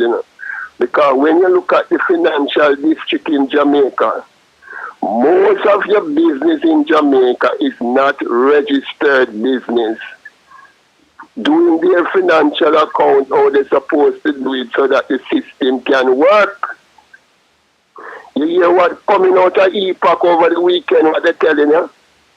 That the government wage bill is 11% of the GDP. When the government budgeted for 9%, you know, what does that tell you, Pastor? You know what it tells you? That not even the government can budget him expense. And all him going to do is to use in tax strategy to tax the people them through GCT in order to maintain what they can budget. And what go on to the old people when they get old and on pension? And what go on to the young school leaver when they leave school this summer and come into the job market? How are they going to fit in? But you're touching on the area now of social responsibility, because there are a number of things that even if all businesses were registered and doing their best, there are some things that the real cost of them exceed the capacity of the government, whether it is because they have misapportioned or misappropriated funds. Yeah, For whatever reason, there are some things. Yes. The government have a thing named the national debt that they negotiate with their crony capitalist friend, 60% of which is owed by Jamaican creditors. And the government will have to do something about his national debt, either by deferring the debt for 10 years so that it can create some financial space for the average Jamaicans to get themselves organized in this scheme of things. Or if the country ever crash, you know, Jamaica is on a trajectory to crash. So the average man will listen to all this show. And I go on like them want to still use other people and trick up other people. And I go on like you only have a limited time to do so. We have to create a sense of unity, respect, and manners to each other so that we can fix back our community and recognize that it is not where you live, but it's how you live. That's And the true. PNP and the JLP can't help you again because them are tricksters, and me tell you that. All right. Okay, we have another caller. All the but best to you. thank you. Thanks Bless very you. much. Good, good. Good morning and welcome to the So Morning final Connection. Yeah, Pastor and Miss Minnie, good morning again. Good morning. Yes, I did call earlier talk about some other thing. Yeah, I hear a gentleman call talking about Israel and the people in Israel if they are real Israelites. Based on my knowledge of the scriptures, you see, the people in Israel, they are the true Israelites. Never read one scripture. There's All right. Acts 18 verse 1, 10 verse 1. After these things, Paul departed from Athens and came to Corinth, and he found a certain Jew named Aquila, born in Pontus, lately came from Italy, with his wife Priscilla, because that Claudius had commanded all Jews to depart from Rome. Mm-hmm. The Old Testament also states that these people would return.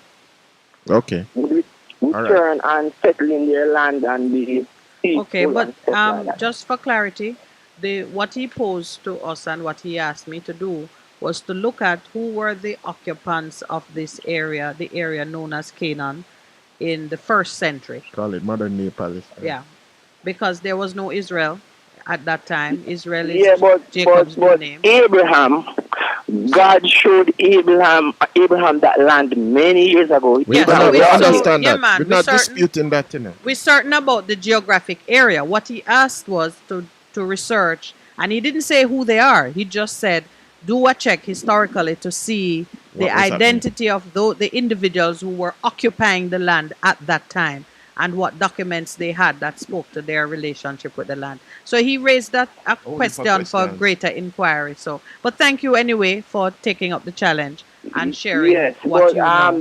the people in Israel, they are Israelites, and I can prove it from Bible. All right, my friend, we're gonna take our leave now because we're at that time of the show. We're not we're not disputing it.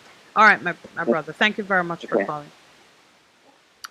All right, well, may I just say thank you to those who online and on air have participated in the program this morning. To the crew in the house, thank you very much. Pastor Percival, thank you also. I know you have a big schedule today, so we're not going to linger. We have to get out of here as efficiently as we can and just wish you all a blessed day. Yeah. New wine coming forth.